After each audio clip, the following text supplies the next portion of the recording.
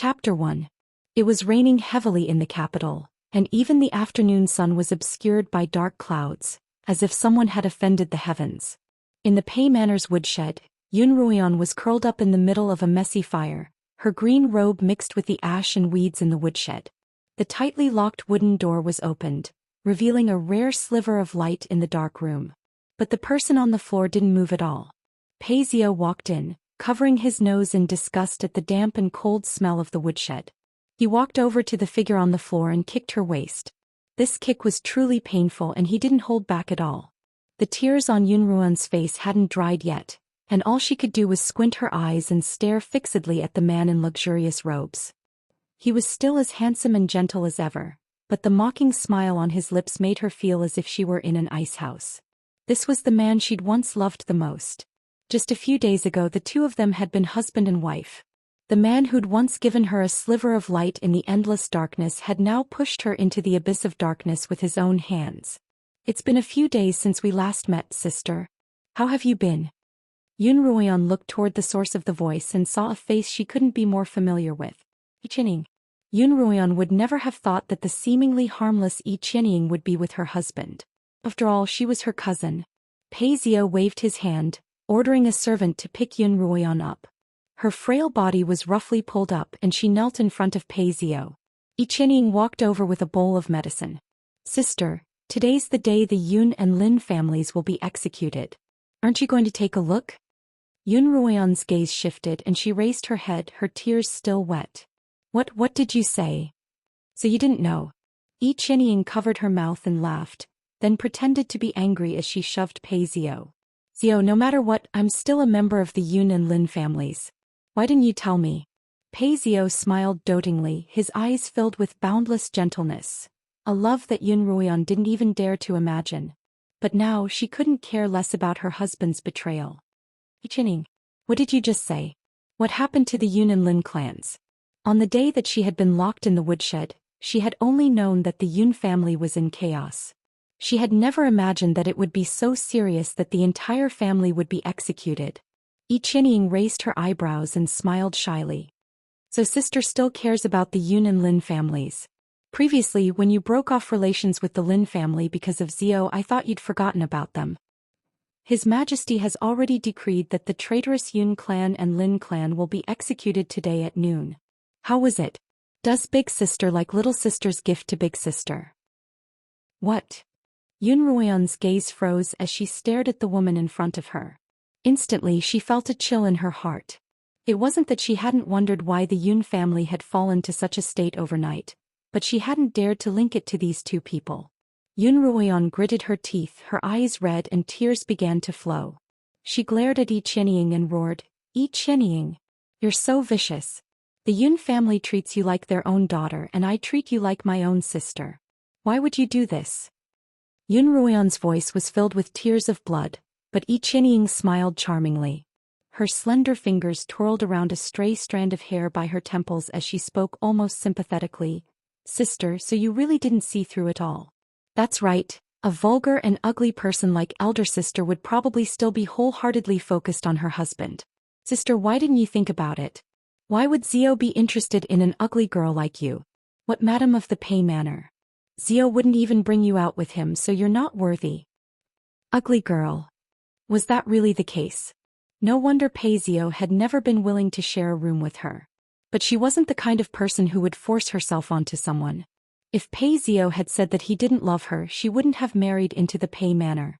But it was Pei Zio who had said that he didn't care about her appearance or the birthmark on her face. So it had all been a lie? In that case, was Pei Zio marrying her just because she was the wife-born daughter of the Yun family? Thinking of this, Yun Ruoyan felt as if she had finally seen through the man who had shared a bed with her for so many years. Regret swelled in her heart, but it was all too late. By her side, Yi Qianying slowly opened the medicinal cup. The brownish-yellow liquid emitted a dangerous scent. Yi Qianying smiled. "Sister, let me send you off on your last journey.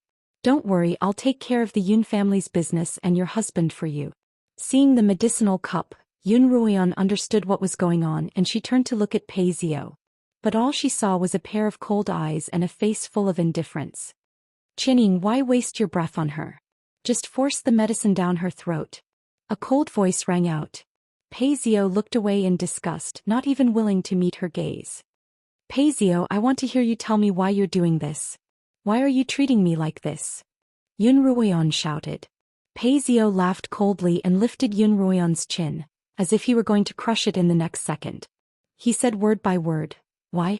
Because not only are you ugly, you're also a useless piece of trash. As he spoke, he threw Yun Ruoyan to the ground. Useless. This wasn't the first time she'd heard that word, but this was the first time she'd heard it from the person she loved most. Was that what Pei Zhou was thinking too? That's right, she was born ugly and she couldn't even become a blade master. Xianxia didn't bother putting on an act anymore. She raised the medicinal cup and walked toward Yun Ruoyan. Perhaps it was her survival instinct, but Yun Ruoyan, who had already been tortured beyond recognition, suddenly exploded with strength and forcefully broke free from the servant's grip. Flap. The crisp sound was especially piercing.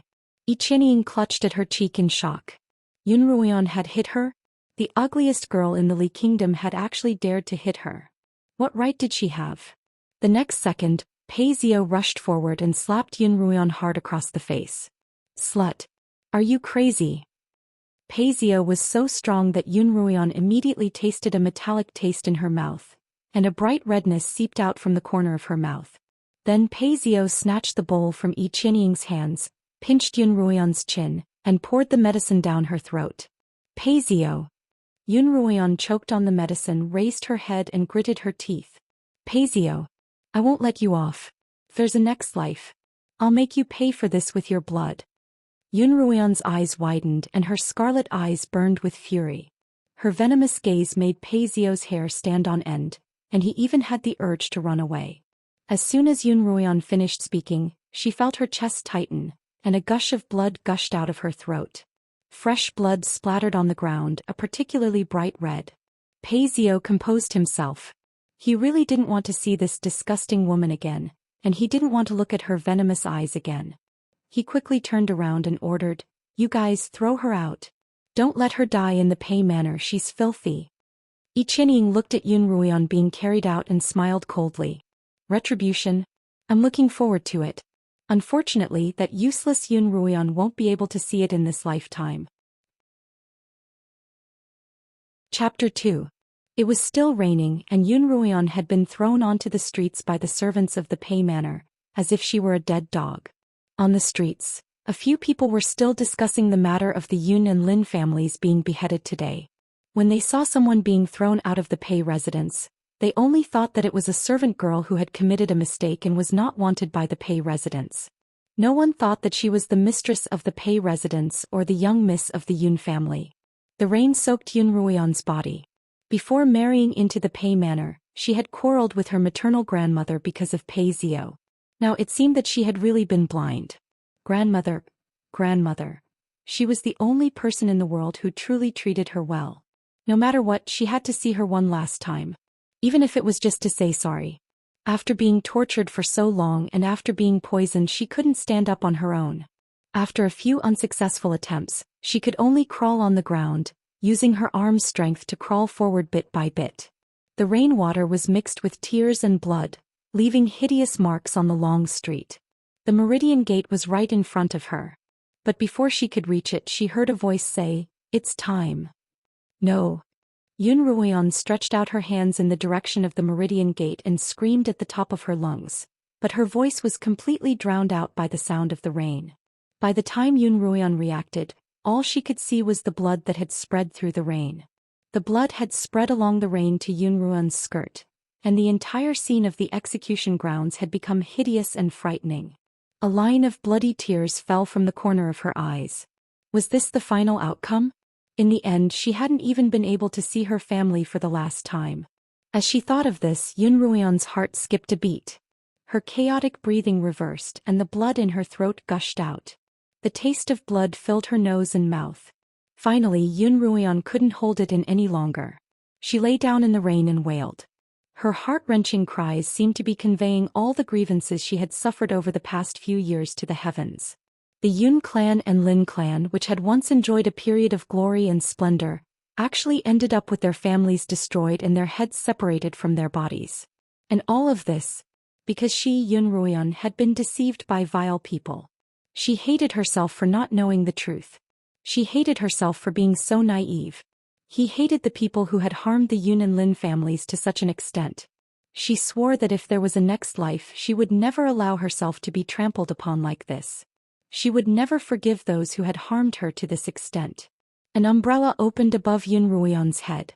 Yunruoyan? Yunruoyan was sprawled on the ground. When she opened her eyes, all she could see was an ink-colored robe embroidered with gold, indicating the man's distinguished status. Daughter of the Yun family, this prince had thought that there would be a day when you would wake up and turn the tables. One couldn't sense the other party's emotions from his words. It was as if he was really just stating a fact. Heh. Yunruoyan curled up and sniffed the air that was filled with the stench of blood. Even if I become an evil ghost, I won't forgive them. That's more like the Yunruoyan I know. The black-robed man's voice rang out once more. He squatted down and brushed aside Yunruoyan's hair. You should know that the weak have no right to live. No right to live, is that it?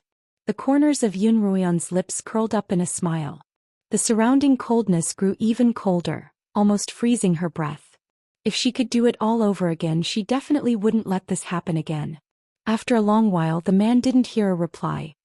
He placed a slender finger under the nose of the person on the ground and frowned. The black-robed guard by his side looked at the person on the ground, his face expressionless. Your Highness, it seems that she's already dead. Only then did the man withdraw his hand. Cough, cough, cough. When Yunruoyan regained consciousness, she felt a buzzing in her head. Her dantian felt a surge of energy and she coughed violently. Only when the energy subsided did Yunruoyan slowly open her eyes. She stared straight ahead for a long time as if she had just woken up from a nightmare. Only after a long while did the fog in her eyes dissipate. Just then a maid rushed to her side and exclaimed in surprise, "Miss, you're finally awake. Peony, you're really scared. How did you manage to sleep so soundly?" Yunruoyan stared at her in a daze, speechless for a long while. She vaguely remembered this face. It seemed to belong to one of her maids before she was married. She had a gentle and intelligent personality, but when she reached marriageable age, Madame An had arranged for her to be married off and left the estate. But that was 3 years ago and she hadn't seen this maid for 3 whole years.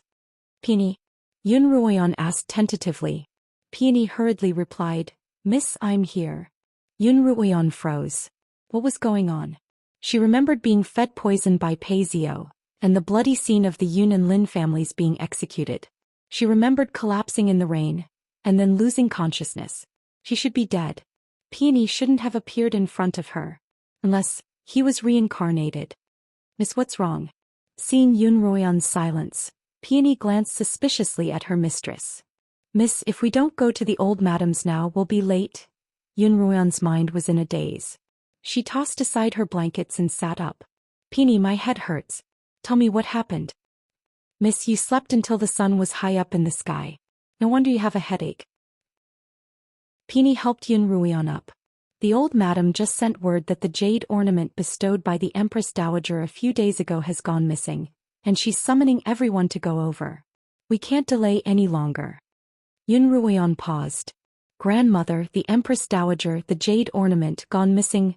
She remembered all of this very clearly. But that was 5 years ago. She remembered how much of a commotion the incident had caused. In the end, for some reason, the blame had been placed on her head, and she had been punished to kneel in the ancestral hall. But she hadn't touched the jade ornament at all. She had been framed. And because of this incident, even her grandmother had been quite displeased with her. Could it be that she had really returned to 5 years ago? She who had died at the hands of Xianxia and Paizio had been given a new lease on life. Yunruoyan sat in front of her dressing table. In the mirror she saw a rather youthful face, but there was a scarlet birthmark on the right side of her face, extending from the corner of her eye to the base of her nose. It was a particularly frightening sight. Yunruoyan raised her hand and touched the birthmark on her face. Had the heavens heard her pleas? Had they given her a chance to be reborn? Had they given her a chance to live again? Since that was the case, she would definitely not disappoint God's love. She would definitely make those people who had painstakingly plotted against her pay with blood. She remembered very clearly that Xianxia had stolen the jade ornament. In her past life she hadn't dared to reveal the truth because of her inferiority complex. Since the heavens had given her a chance to be reborn, she wouldn't repeat the same mistake. And Paisio she would make him pay. Peony, you only need to freshen up. Grandmother's matters are urgent, so don't keep her waiting, Yun Ruian said coldly. Peony looked up at Yun Ruian through her glasses. She could vaguely sense that Yun Ruian seemed a little different after this long slumber, but she couldn't quite put her finger on it. Peony only dared to glance at Yun Ruian for a moment before lowering her head and combing Yun Ruian's long hair. Yes, Mississippi. A short while later Yun Ruian was escorted to the main hall by Peony. Chapter 3. The young masters and misses of the Yun family were all present in the great hall. The Yun matriarch sat at the head of the table, her brows furrowed and her eyes closed in meditation. Yun Ruian, dressed in plain white, bowed and stood respectfully to the side. Beside her stood her second sister Yun Ruiyao, her third sister Yun Ruoyu and her cousin Yi Qianying. Seeing that everyone was present, the matriarch glanced at Madame N, who stepped forward. A few days ago the Empress Dowager bestowed upon me a precious artifact, a jade scepter inlaid with a pearl from the southern seas. A few days ago this treasure was suddenly stolen.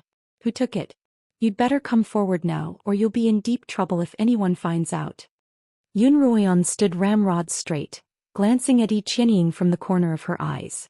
Yi Qianying was only 14 years old, and Yun Ruian expected to see a trace of panic and nervousness on her face. What Yun Ruian didn't expect was for Yi Qianying to hold her head high, her lips pursed as if she were trying her best to suppress her anxiety. At such a young age, it was no wonder that she was able to win the favor of the entire Yun family. What Yun Ruian didn't know was that while she was secretly observing Yi Qianying, Madame N was also observing her. Madame N understood Yun Ruian's personality well. Whenever something big happened she would shrink back like a startled bird. Normally Yun Ruian would have been scared out of her wits, but today she stood calmly in the great hall, as if she were a completely different person. Sensing Madame Anne's gaze, Yun Ruian tilted her head, revealing the scarlet birthmark at the corner of her eye. The scarlet color was startling. Madame Anne calmed herself down and averted her gaze. What was she thinking? This was the ugly, useless and incompetent Yun Ruian of the Yun family. Madame Anne's gaze swept across the great hall. Anyone who doesn't report what they know will be punished as well. As soon as he finished speaking, the silent hall was filled with the sound of people sucking in cold air. Madame Anne's sharp gaze immediately locked onto the source of the sound. Qianying, do you have something to say? Madame Anne asked. Hearing this, everyone in the hall shifted their attention to Yi Qianying. Even the great-grandmother who was sitting in the main seat, narrowed her eyes slightly, waiting for Yi Qianying's next move.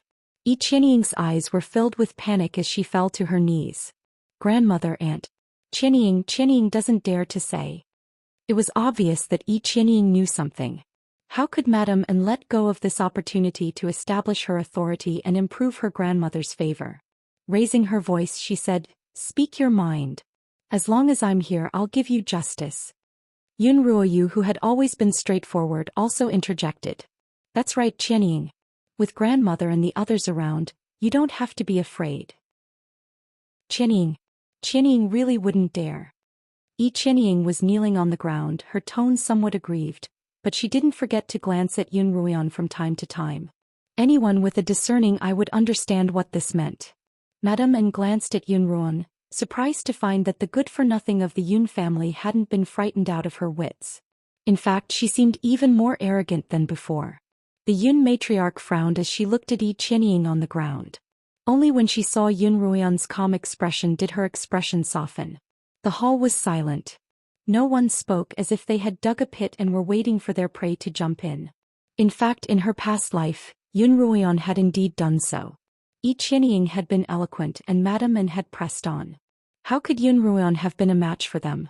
Naturally, she had become a victim of the hasty resolution of the matter. But this time, she wouldn't let the tragedy repeat itself. Why are you all looking at me? Sister, why have you stopped? If you have something to say, just say it. Yun Ruian smiled. This development was beyond Yi Qianying's expectations. She looked at Yun Ruian suspiciously, her eyes full of surprise.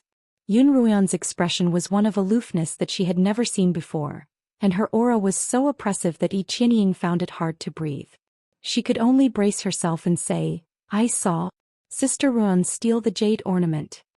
Her words shocked everyone present. Madame An immediately exclaimed, "Yun Ruyan. You're the sole wife-born daughter of the Yun family. How could you do something like this?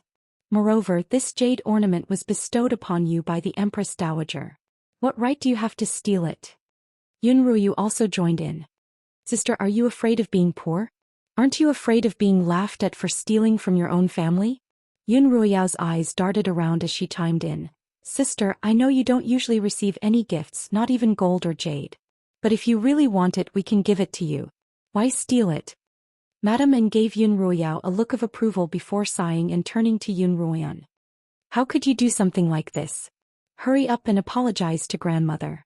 Return the ornament and we can pretend this never happened." Yun Ruyan laughed coldly in her heart, but her lips curled as she looked at them silently.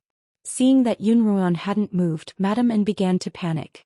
She had long since disliked Yun Ruyan, but now this useless young miss was ignoring even her words. Was she trying to rebel? Madame An waved her sleeves, raised her voice and pressed on. "Yun Ruyan, do you hear me? Return the ornament. That's not something you can take." Yun Ruyan raised her head and met Madame An's gaze. "I can't hand it over." "What? Could it be that you sold it?"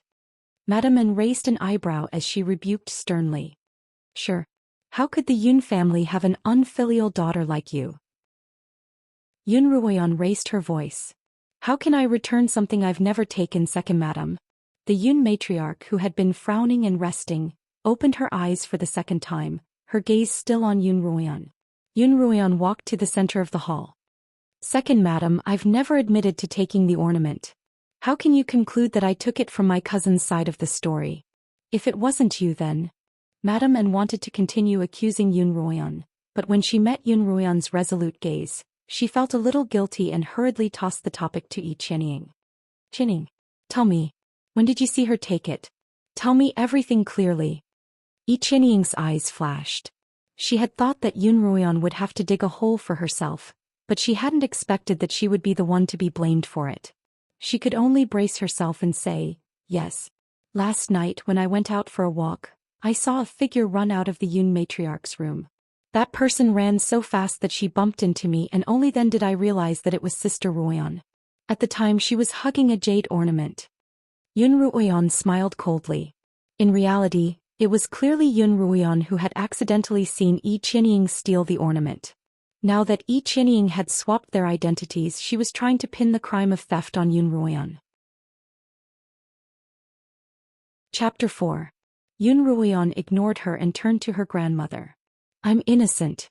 Grandmother, if you trust me, I'll definitely help you retrieve the jade ornament and find the culprit." No one had expected the usually meek Yun Ruyan to say something like this. Even Xianxia was flustered. Her grandmother finally looked at Yun Ruyan with some appreciation. "You'll be able to find out? I've been slandered today and I have to prove my innocence. I can't be wrongly accused. I hope you'll give me this chance," Yun Ruyan declared loudly. She knew her grandmother well. In the entire Yun family, only her grandmother valued her. However, because she had been too cowardly, her grandmother had always been resentful of her for failing to live up to her expectations. In her past life, after she had been framed for stealing the jade ornament, her grandmother had been disheartened by her. This time she was confident that she could change all of that. Xianxia wanted to be the center of attention, to be loved by everyone, but Yun Ruyan was determined to destroy all of that. "Grandmother, I did see Sister Xianxia that night. However, I wasn't the one who stole the jade ornament." Yun Ruyan paused and slowly looked toward Xianxia. Everyone's gaze followed Yun Ruyan's, landing on the gentle figure of Xianxia. "She was the one who stole the ornament." Yun Ruyan waved her sleeves and pointed at Xianxia. Xianxia's body trembled. She hadn't expected Yun Ruyan to expose her in front of everyone. She was used to seeing Yun Ruyan's timidity and silence, but her opponent's words were too harsh for Xianxia to handle. Xianxia was about to open her mouth to defend herself when Yun Ruyan cut in. "That night when I passed by grandmother's place, I saw Sister Xianxia running away with something in her arms. I didn't understand why Xianxia was so flustered before, But after Qianying reversed the events of that night and framed me, I finally understood that what Qianying was carrying was the jade ornament that she had stolen. Yun Ruoyan knelt on the ground and spoke with utmost sincerity. Grandmother, I know that I haven't received as much as my sisters, but I've never harbored any ill intentions, nor would I allow myself to tarnish the name of the Yun family. I don't like to argue with others, but I can't admit to the crime of theft today. Sister Ruoyan. Qianying's hands trembled as she forced herself to stand. Qianying has never stolen anything, so what proof do you have? Grandmother. Qianying is innocent. Evidence. Yun Ruoyan looked at Qianying coldly. Qianying, if you're truly innocent, do you dare to have someone search you? You. Qianying was tongue-tied, her slender finger trembling as she pointed at Yun Ruoyan. The old matriarch looked at Qianying, whose lips were trembling, and then at Yun Ruoyan, who was kneeling on the ground with a brave expression on her face. She made up her mind. Let's go to the fragrant pavilion. The mighty army immediately rushed to the fragrant pavilion where Qianying was staying. With a single command, all the servants rushed in, their movements gentle and careful. Yun Ruoyan couldn't help but think back to when she'd been searched. Her entire room had been turned upside down, and even her bedding had been pulled to the floor. When they couldn't find anything, they claimed that she'd sold the jade ornament. But now Qianying's treatment was much better than his. The old grandmother saw this and sighed but did not say anything. She was more interested in seeing Yun Ruoyan's reaction. The next second Yun Ruoyan spoke up. Second madam, it seems that the servants of our manor are lax in their management. Why are they so listless when they're searching? If others see this, they'll think that the head of the Yun manor has a poor reputation, and that even the servants are lax in their work. Madame Anne's expression turned somewhat awkward. When had this first miss of the Yun manor become so eloquent? The old matriarch's expression was indifferent. Even though it was clearly her possession that had gone missing, she had no intention of interfering. Madame Anne could only order, be alert. Search carefully. Don't miss a single corner. Qianying's expression immediately changed and Yun Ruoyan smiled. Suddenly Yun Ruoyan's gaze shifted and she walked forward. Wait. In front of her dressing table, a servant was holding an exquisite makeup box. Just as he was about to pick it up, Qianying snatched it back. This was a box that Qianying's late mother had left for her. Yun Ruoyan had seen it once before and it was filled with all sorts of jewels. Sister Qianying, what's this? Qianying panicked, but she pretended to be calm. This is a jewel that mother left for me. Grandmother and aunt both know about it. Madame Anne naturally didn't miss the flash of panic in Qianying's eyes. Although Qianying wasn't even half a member of the Yun family, compared to Yun Ruoyan, who was a mere wife-born daughter of the Yun family, Qianying was far superior to Yun Ruoyan. Madame Anne hurried over to mediate the situation. Yes, we all know that. Qianying is filial, and she treasures the jewel that mother left behind. There's no need to look at it. So there was no need to look at it? Yun Ruoyan smiled coldly. She really didn't understand Madame Anne's logic. Yun Ruoyan smiled. Since this is such a treasure, why don't you open it and let us take a look? If there really isn't anything inside, won't you be able to prove your innocence? Qianying hugged the box tightly, her face bright red. Finally, the old matriarch spoke up. Qianying, give me the key. Qianying could only take out the key from her pocket. She bit her lip, her face red, but she didn't have the courage to actually open the box. The key slipped out and Qianying knelt down once more. Grandmother. Qianying was wrong. Qianying was just muddle-headed for a moment. I won't do it again. Everyone present was shocked. None of them had expected the usually obedient Qianying to actually steal the jade ornament. Qianying was kneeling on the ground, her head buried. All that could be seen was her trembling shoulders, as if she were about to burst into tears at any moment. Yun Ruoyu simply picked up the key on the ground and opened the makeup box with a click. But it really is a jade ornament. Yun Ruoyu exclaimed. My goodness, Qianying, you actually know how to steal? And you're even trying to frame eldest sister. Yun Ruoyan couldn't help but laugh. This Yun Ruoyu had really helped her out quite a bit. Yun Ruoya was just as shocked. After all, she was the person closest to Qianying. Madame Anne felt a little embarrassed. After all, she had been speaking up for Qianying all this time. She turned to the old matriarch. Mother, what do you think we should do? Do you need me to tell you what to do? The old matriarch frowned. Madame N. Ruoyan is the eldest daughter of the Yun family. Since when can an outsider bully the eldest daughter of the Yun family? Yi Qianying knelt on the ground as silent as a cicada in winter. Even Madame Anne's heart ached for her. She had wanted to minimize the problem, but from the old matriarch's tone, it seemed that she had to be severely punished. Madame Anne sighed. Servants, bring Miss E to the ancestral hall and have her kneel for a day.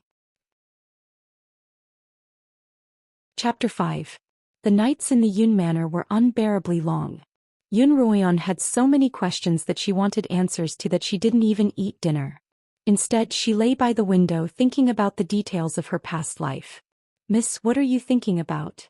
Xilan brought breakfast over. Miss, did you know? Just now, when Missy was being punished to kneel, young Master Pei came over and secretly gave her some food. Yun Ruoyan paused. Pei Zio had been the same in her past life. When she had been punished to kneel, it had also been Pei Zio who had secretly given her food. This was why she had become so fond of him and why she liked to play with him. She had thought that he was the only person who didn't mind her birthmark or her lack of cultivation talent. But that wasn't the case. Does second madam know? Yun Ruoyan asked. Of course. But I didn't see her say anything, Xilan replied. Yun Ruoyan smiled coldly. She still remembered that Madame An had locked her up and beaten her half to death when she had caught her eating. Now that it was Yi Qianying, her treatment was completely different. Seeing Xilan's expression change, Peony hurriedly stuffed a pastry into her mouth. You're too talkative. Xilan didn't seem angry. She chewed on the osmanthus cake in her mouth and said, delicious. Yun Ruoyan was in a state of agitation. You two can leave for now. I'll be alone for a while. Xilan was about to say something else, but Peony pulled her back. After the previous incident, Peony had noticed the change in Yun Ruoyan, and she wanted to help her, even if only to give her some space to think. The room was empty and Yun Ruoyan's thoughts couldn't stop. When she was young, she had been judged to be a cultivation genius, but at some point her talent had been declining. Now she was stuck at the level of a novice blade master, unable to advance any further. In contrast, the birthmark on her face, which hadn't seemed to exist before, had grown larger and larger as she grew older. Why was this happening? Could it be that she had come into contact with something as she grew up that caused her appearance and talent to change so drastically? As she was thinking, the sound of a heavy object hitting the ground interrupted her. She quickly picked up a candlestick by her side to protect herself and walked out of the courtyard. Just as he walked out of the courtyard, he saw a black figure lying on the ground. There was an eye-catching wound on his calf and fresh blood was gushing out. Yun Ruoyan looked around cautiously. After confirming that no one was around, she gripped the candlestick tightly in her hand and slowly approached him to check his breathing. Fortunately, there was still hope. Yun Ruoyan quickly rolled up her sleeves and tried to carry him into her room, but she didn't have enough strength. This person's identity was unknown. If he rashly attracted the Yun family's people, who knew what kind of trouble would occur? Yun Ruoyan began to worry. She tried to pull the man's collar, but her wrist was suddenly grabbed. Startled, Yun Ruoyan raised her head abruptly, only to see a face with distinct features. In the dark night, only that person's eyes were as bright as black pearls, with a kind of fearsome ruthlessness. Yun Ruoyan's heart was in her throat. His strength was too great. If he really came with ill intentions, she wasn't sure if she could really escape. The man in black didn't speak, but his eyes flashed as if there was a layer of fog lingering and condensing. Yun Ruoyan then realized that this person was strange. His body temperature was abnormally high. Although her wrist was in pain from being grabbed from his slightly trembling arm, Yun Ruoyan could feel that he was trying his best to control himself. He was restraining his strength from hurting her, restraining himself from taking the next step. Yun Ruoyan gathered her courage and asked, "Who are you and why are you here?" The man didn't respond but only tightened his grip on her. Yun Ruoyan struggled a few times but to no avail. She simply gave up and continued to attack with words. "Your injuries are very serious. Although I'm the eldest daughter of this family, I'm of no practical use. I'll try my best to find a doctor for you." After hearing the words eldest daughter, the man's arm trembled, and a strong force seemed to want to pierce through Yun Ruoyan's wrist. Yun Ruoyan was in pain. What are you doing? Let go. The man lowered his eyes, his brows furrowed as if he was trying his best to endure something. After a long while he squeezed out a single word, don't. Don't? Yun Ruoyan was confused.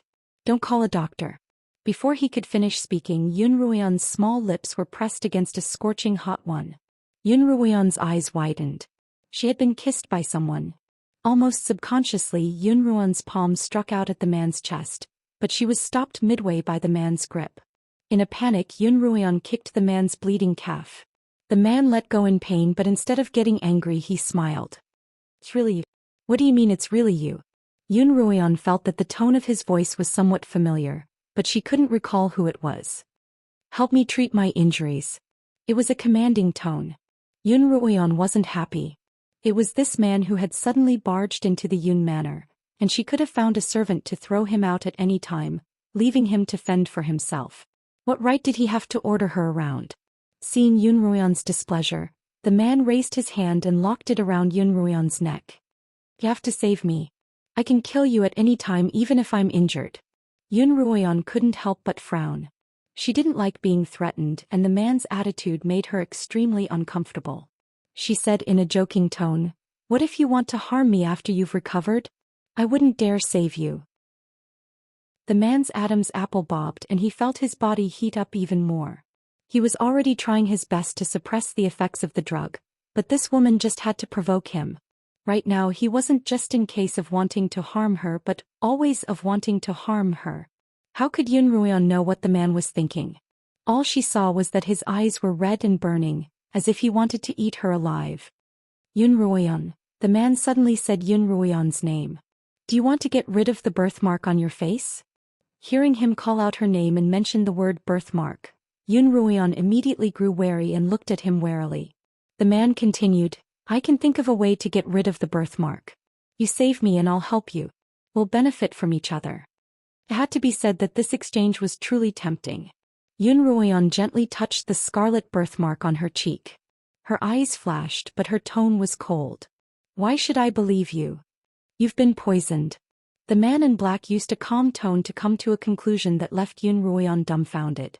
His eyes were as deep as the sea, but they had a convincing power. The birthmark on Yun Ruoyan's face had grown slowly. It had been there for as long as she could remember, and it had been growing. Yun Ruoyan had never considered the possibility of being poisoned.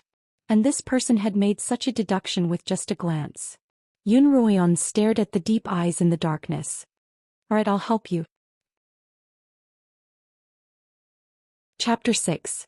Yun Ruoyan hurriedly helped him up, using all her strength to drag him back to her own room. The black-clothed man sat on the bed, his eyes shut as he forcefully suppressed the effects of the medicine in his body. Sweat began to drip from his forehead. The room was brightly lit, and it was only then that Yun Ruoyan could clearly see the man's appearance. His features were chiseled and his eyes were bright. No matter how she looked at him, he was a rare, elegant gentleman. Being kissed by such a man didn't seem to be a bad thing. As Yun Ruoyan thought about it, she examined his injuries. After all, Yun Ruoyan wasn't a physician and she didn't have much medicine on hand. Most of it was medicine for wounds. When she saw the several-inch deep wound on the man's chest, Yun Ruoyan's heart trembled. If the sword had missed its target by even a fraction of an inch, this man's heart would have been severed. Yun Ruoyan stole a glance at the black-clothed man. He was resting with his eyes closed, but his tightly furrowed brows revealed his forbearance. Was he still unwilling to seek out a physician even at this point? Yun Ruoyan carefully bandaged the last wound. I can only give you a simple treatment. You've suffered a serious internal injury and you'll need more intensive treatment. The black-clothed man replied, buttoning his robes and walking out of the room. Yun Ruoyan continued to wash the blood-stained towel. Without looking at him, she said coldly, Don't forget your promise. The black-clothed man stopped at the door. His eyebrows twitched and the corners of his lips curled up. I mean what I say.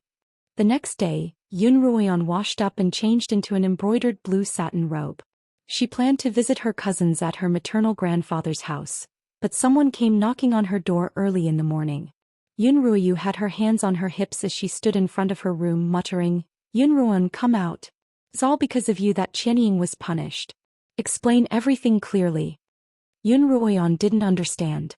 Yun Ruoyu had been present when she'd been investigating Yu Rui, and she'd even spoken up for her at the time. Why had her sister's attitude changed so drastically after a single night? Yun Ruoyan really didn't want to deal with such trivial matters. She glanced sideways at Yun Ruoyu and asked patiently, "What do you want me to explain?" Qianying was punished to kneel in the ancestral hall because of you. Who are you dressing up for?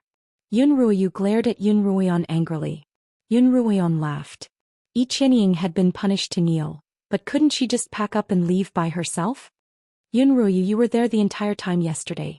Didn't you feel delighted when Qianying was punished for hiding her jade ornament? What? Who are you putting on an act for? Yun Ruoyan laughed. Yun Ruoyu's thousands of insults and venomous words were choked in her throat, and her face reddened. She hadn't expected that Yun Ruoyan, who had always been a pushover, would actually speak up against her. I didn't know that you actually dared to frame Qianying. I'm the one who was framed, Yun Ruoyan stated the truth. Exasperated, Yun Ruoyu shoved Yun Ruoyan's shoulder. Don't even think about it. Last night Qianying cried the entire night. She said you put it in the dresser.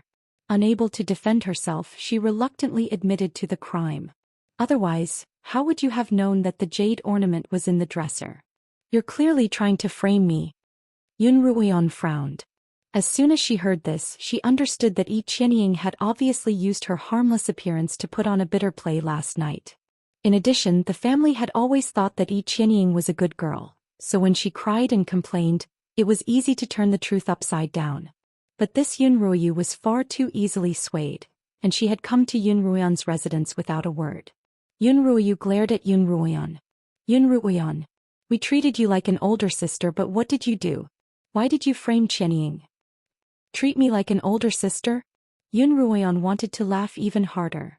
Since you've treated me like an older sister, you should know that a concubine-born daughter like you has no right to speak in my residence. You. Yun Ruoyu's cheeks turned red with anger. How dare an ugly girl like Yun Ruoyan speak to her in such a tone? She was just a piece of trash born a few years too early. What right did she have? Slap. Yun Ruoyan's slender fingernail cut across Yun Ruoyan's cheek, right on top of her birthmark. Dark red blood seeped out of her cheek and both of them were stunned. Peony was the first to react, rushing forward to support Yun Ruoyan. Naturally, Yun Ruoyan didn't back down and frowned. Flap. Another crisp sound, but this time it landed on Yun Ruoyu's face. Yun Ruoyu clutched her cheek, her eyes wide. She couldn't believe it. She had actually been slapped by Yun Ruoyan. Yun Ruoyu raised her hand to return the slap, but Yun Ruoyan grabbed her wrist tightly. Yun Ruoyan's voice was cold. Yun Ruoyu, yesterday's affair was decided by the old madam and the second madam, and everyone was present. If you're not satisfied, why don't the two of us go to the old madam right now? Yun Ruoyu's anger immediately dissipated when she heard the old madam's words. She had seen how protective the old madam had been of Yun Ruoyan yesterday. Who wants to go to the old madam with you? Yun Ruoyan, let go of me. Yun Ruoyan flung her hand away. Yun Ruoyu rubbed her wrist, snorted and left with her maids. Miss, look at this bracelet. Peony's gaze landed on Yun Ruoyan's silver bracelet. The blood that had flowed from her birthmark had somehow stained the table, and where the blood had stained the table, there was now a patch of black copper filth. Poison. Yun Ruoyan frowned. There was poison in her body. That was why the blood had stained the bracelet. That black-clothed man was right. Thousands of possibilities flashed through Yun Ruoyan's mind, and she didn't dare linger. After instructing Peony not to speak of the matter to anyone else, she hurriedly left the room with her. Yun Ruoyan's grandfather, Lin Zainan, was the best pill master in the Li Kingdom. He would definitely have a cure for the poison. Strangely enough, for some reason, all the members of the Lin family from Yun Ruoyan's mother's generation had either died or left. Ever since Yun Ruoyan had known about the Lin family, other than her grandfather, only her two cousins remained. In her previous life, because the Yuns didn't like her associating with the Lins, she had deliberately avoided them. Later, because Lin Qingxue and Lin Qingchen had informed the Lins of Pei Zio's affair with Qianying, her grandfather had also objected to her being with Pei Zio. But at the time, Yun Ruoyan had been too engrossed in her fantasies to listen to him. In the end, she had done what she regretted the most. cut off all ties with the Lins. In this life she couldn't afford to make the same mistake again. If she could, she was willing to use the rest of her life to make up for it. To make up for her disloyalty to her grandfather, and for her distrust of her two cousins. Chapter 7. As a prominent family in the Li Kingdom, even though the Lin family was sparsely populated, the Lin family's lofty gates revealed their status in the kingdom. As soon as Yun Ruoyan entered, her two cousins ran out excitedly and ran up to her legs. Sister, you haven't come to see us in so long." She didn't know if it was just her imagination playing tricks on her, but she felt that these two words sounded better than any of the other sisters of the Yun family. Yun Ruoyan followed them to Lin Zainan's pill-making chambers. Lin Zainan seemed to be pleasantly surprised by his granddaughter's arrival, and hurriedly invited her to rest by the folding screen of the furnace. After exchanging a few pleasantries, Yun Ruoyan went straight to the point and took out the silver bracelet on her wrist. Lin Zainan recognized it immediately. It was the dowry he had prepared for Yun Ruoyan's mother, who had later gifted it to her. The only difference was that the intricate patterns on the bracelet had been stained black. "There's poison in your body?" Lin Zainan's gaze landed on Yun Ruoyan's birthmark. Yun Ruoyan sighed inwardly. As expected of the Empire's top pillmaster, his eyes were sharp and shrewd. "Grandfather, I suspect that someone in the Yun family planted a slow-acting poison in my body." Lin Zainan was a little surprised by his granddaughter's courage, but he didn't think too much about it. Instead, he stroked his white beard in thought. "Ruoyan, if you can bear the pain, I can take a look at what poison it is." Yun Ruoyan hurriedly replied, "It's only pain, of course I can bear it." Lin Zainan glanced at her approvingly, then waved his hand and ordered his two cousins to get the tools to extract the blood. "Ruoyan, do you still remember your past self?" Lin Zainan asked.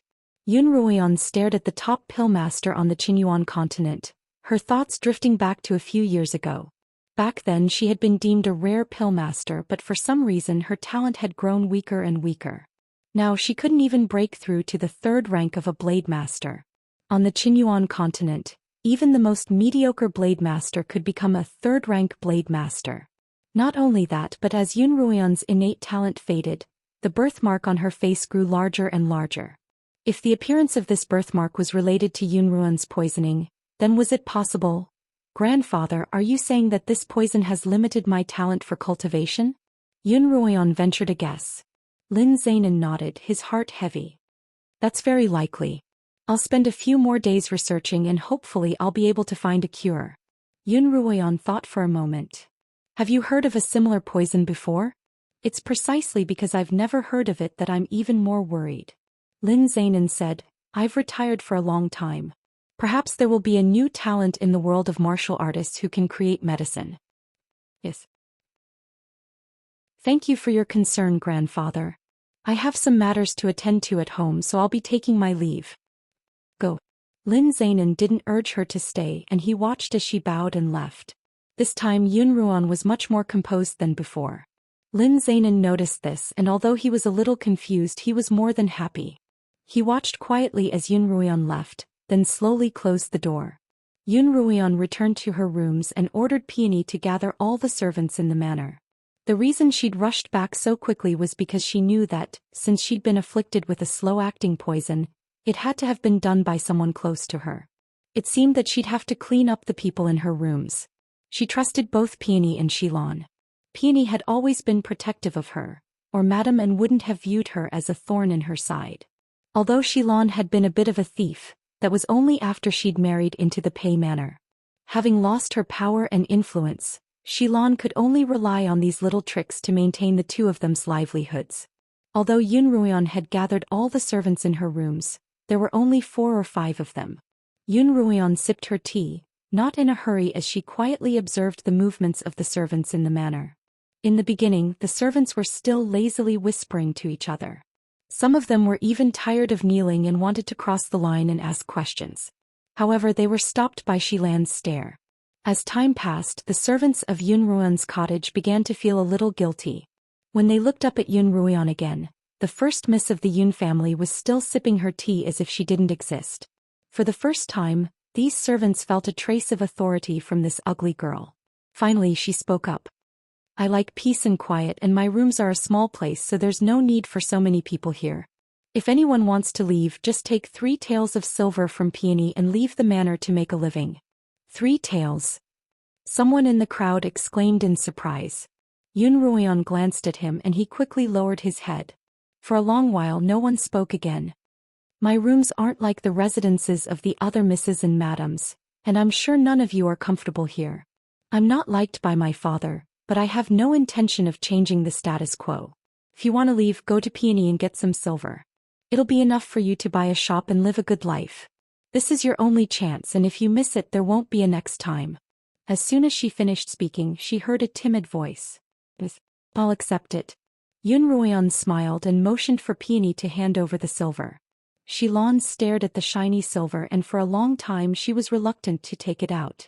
Before long, of the 5 servants, only a girl of 16 or 17 remained kneeling on the ground, her eyes flickering. Yun Ruoyan could tell that she was tempted. Won't you accept it? Miss Ling Lan is willing to serve you for the rest of my life. I won't betray you. The girl lowered her head. Yun Ruoyan laughed coldly. She glanced at Peony and Xilan. Xilan seemed to still be traumatized by the loss of a few taels of silver, while Peony, on the other hand, was frowning deeply. Peony was truly intelligent. She hadn't even said a word, but Peony had already understood her intentions. 3 taels of silver wasn't a small sum, and there wasn't much to be gained from living in her rooms. How could the servants be loyal to a disgraced miss like her? There had to be a reason why Ling Lan had chosen to stay, even when the pros and cons were so obvious. This reason could only be that she had been entrusted with a task, and that she was loyal to it. In fact, the benefits she had received from her client were far greater than these 3 taels of silver. How dare you? Yun Ruoyan threw her teacup on the ground. Ling Lan trembled, finally realizing that something was amiss. How dare you poison your mistress, Ling Lan? Yun Ruoyan spat out the truth of the matter. By her side, Peony and Xilan finally understood what had happened, and their faces were filled with shock. Chapter 8. Ling Lan crouched down. Miss. I'm innocent. What poison? Ling Lan didn't know. Didn't know? Yun Ruoyan raised her voice. Peony saw what you did a few days ago. Yun Ruoyan's words were meant to trick her, but Ling Lan panicked. She kowtowed several times. Miss. Ling Lan was wrong. Ling Lan knows she was wrong. I beg Miss to spare Ling Lan. Spare you? Yun Ruoyan laughed coldly. Let me ask you, where did you get that poison? This. Ling Lan stammered as if she couldn't bring herself to speak. At this point, why aren't you telling me? Xilan shouted. I wouldn't dare. Ling Lan's voice was tearful and she was clearly terrified. Someone from the second madam's side, isn't it? Yun Ruoyan answered for her. It wasn't hard to guess. Although Yi Qianying was ruthless, she was still a young miss living in the Yun household. She didn't have that much power or courage. The third madam was doted on by her father, and Yun Ruoyu wasn't as scheming, so it was even less likely that she was from the third madam's side. In that case, only the second madam was left. I can't keep you in the Yun household any longer. I won't expose you, but you have to leave the Yun household tonight. Yun Ruoyan issued an ultimatum. Ling Lan finally burst into tears. Miss, please don't. I can't leave the Yun household. Is it? I won't sit around and do stupid things anymore. Miss, please let Ling Lan stay, let Ling Lan stay. The quiet courtyard was filled with the sound of Ling Lan kowtowing incessantly. Yun Ruoyan watched as Ling Lan kowtowed louder and louder. I can let you stay, but you have to promise me one thing. Miss, please tell me. Ling Lan will do anything. I want you to pretend that nothing happened. Yun Ruoyan's eyes flashed cunningly. Including getting the poison from the second madam. As soon as she finished speaking, Ling Lan jerked her head up. Peony and Xilan also looked at Yun Ruoyan in surprise. What she meant was for Ling Lan to help her keep an eye on Madame An's every move. Yes, Ling Lan understands. Mentally and physically exhausted, Yun Ruoyan sat in front of the vanity mirror and rested. Peony walked up to her. Miss, why did you? Xilan also came over. That's right, Mississippi. Now that everyone's gone, there's only me and Sister Peony left. It's going to be even harder to manage. Moreover, you gave them so much silver. This is the entire fortune of our courtyard. Yun Ruoyan smiled, took out her makeup box and picked out a pair of jade hairpins. She gave Peony and Shilon one each. These hairpins are worth far more than those 3 taels of silver. Shilon was really easy to coax. She smiled happily and said, "Thank you, miss." Peony stopped Shilan's hand. "Miss, this is something your mother left for you. We can't accept it. Just take it." Yun Ruoyan smiled. Just then a soft, clear female voice came from outside her cottage. "Sister, we're here to apologize to you." Yun Ruoyan frowned. By the time she reacted, Yun Ruoyao and Yi Qianying had already brought Yun Ruoyu to her, and even her cousin Yun Moyin had followed them. Yun Ruoyan frowned. She really didn't want to give her any peace of mind. "I heard that Ruoyu hurt you today, so I brought Ruoyu over to apologize to you. Is your face hurt?" Yun Ruoyao asked as she examined Yun Ruoyu's injury. "What a deep wound. Ruoyu, don't you know that I'm not even a 3rd-rank blade master yet? Why did you have to hit me so hard?" Yun Ruoyu suppressed her laughter and pretended to be concerned. "Yes, I'll be more careful in the future. With that face of hers, it doesn't matter if it's injured or not. No one would want to see it anyway." Yun Moyuan's disdainful voice came from behind. He turned to Yi Qianying. "Qianying, you're the only one who's good for you. Why are you trying to comfort this vicious woman?" Yun Ruoyan's gaze landed on Yi Qianying. So it was Yi Qianying who had instigated this whole farce. Yi Qianying frowned and tugged at Yun Moyin. "Cousin, don't say that. I'm sure it's not easy for elder sister to be hurt." "Tisk," Yun Moyin snorted. "So what if she's not? Even if an ugly woman like her were to die on the streets, no one would care." Yun Ruoyan clenched her fists. "Cousin, you're right. For someone like me, even if I were to die on the streets, no one would care. Sisters, you better head back soon." Yun Ruoyan's tone was a mixture of sarcasm, resentment, and sincerity. In her past life, she had indeed been forced to drink poison and died on the streets. At the time, only a nameless man had walked up to her. "We're here to see you, sister. Why are you asking us to leave?" Yun Ruoyao teased. "Do you not welcome us? You really think too highly of yourself." Yun Moyuan rolled his eyes at Yun Ruoyan. Yun Ruoyan didn't know what she had done to offend him for him to hate her so much. Was it just because she was ugly and had no talent for cultivation? "Yun Moyin, don't go overboard. What can you do to me?" "Brother, sister. Calm down, don't start a fight." It was Yi Qianying's voice and she was still fanning the flames. "Fight? She wouldn't dare." Yun Moyuan's veins bulged as he struck out with his palm.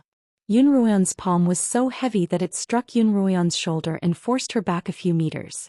Peony and Shilon wanted to help her up, but Yun Ruoyan stopped them. "Don't interfere. She was the one who provoked him, so she'd deal with it herself." Yun Ruoyan held onto her shoulder and forced herself to stand up, her eyes blazing with anger. "Yun Moyin, if you want to fight, I'll keep you company." She had already tolerated them repeatedly, and since they were still pushing her, there was no reason for her to retreat. The crowd hadn't expected the usually cowardly Yun Ruoyan to dare challenge Yun Moyin to a fight, and they instantly felt a little guilty. Yun Ruoyao calmed herself down and whispered, "Cousin, don't worry. She's not even a 3rd-rank blade master, so she'll only be a punching bag." Only then did Yun Moyuan recall this fact and he regained his confidence. He struck out 3 times in a row, each strike aimed at Yun Ruoyan's vitals. Although Yun Ruoyan wanted to resist, her cultivation was limited and it was impossible for her to dodge. After a few blows, Yun Ruoyan was clearly at a disadvantage.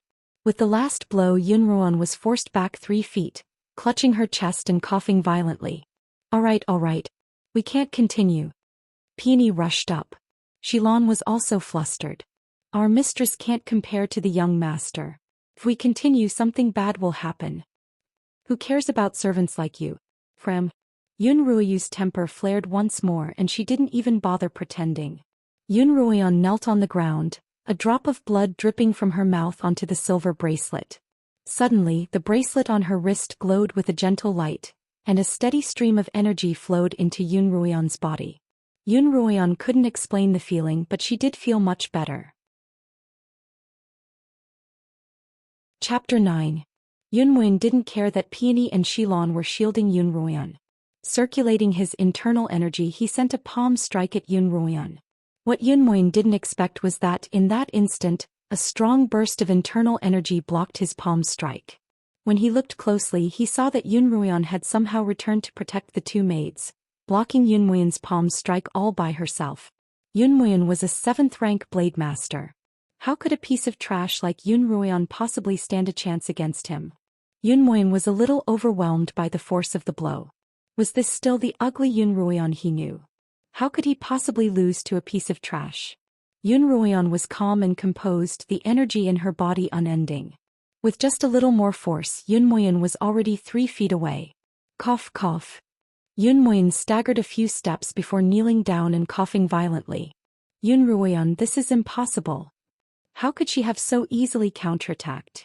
Just a moment ago he'd felt the immense strength emanating from Yunruoyan's palm. That wasn't the kind of energy someone of her age could control. Yunruoyan, how dare you plot against cousin? Yunruoyu's face was full of shock, thinking that Yunruoyan had used some underhanded trick. Otherwise, there was no way she could have defeated Yunmoyun. As she spoke, Yunruoyu raised her sword and charged forward. But before she could even get within half a foot of Yunruoyan, Yunruoyan had already appeared behind her. With a light flick of her wrist, Yunruoyan circled around Yunruoyu's arm and easily snatched the sword from her hand. Yunruoyu wanted to snatch back her own weapon and strike Yunruoyan's injured shoulder, but Yunruoyan easily dodged her attack. In fact, she even suffered a heavy blow to her back. How could this be? How could she not be able to defeat the publicly acknowledged trash Yunruoyan? Sister, you've caused enough trouble today, haven't you? Yunruoyan raised her voice and threw her sword to the ground, making a crisp sound as it hit the cold ground. Yunruoyao and Yi Qianying had long since been dumbfounded by the sight. Yunruoyan's ghostly footwork and the immense amount of energy she had gathered in her palms were things that even they couldn't match. Yunmoyuan wanted to continue, but Yunruoyao quickly covered his mouth. Sister, why are you so angry? This was just a joke between us, don't take it to heart. Are you joking? Yunruoyan laughed. The lives of the 3 of us were almost in your hands. Yunruoyao bit her lip.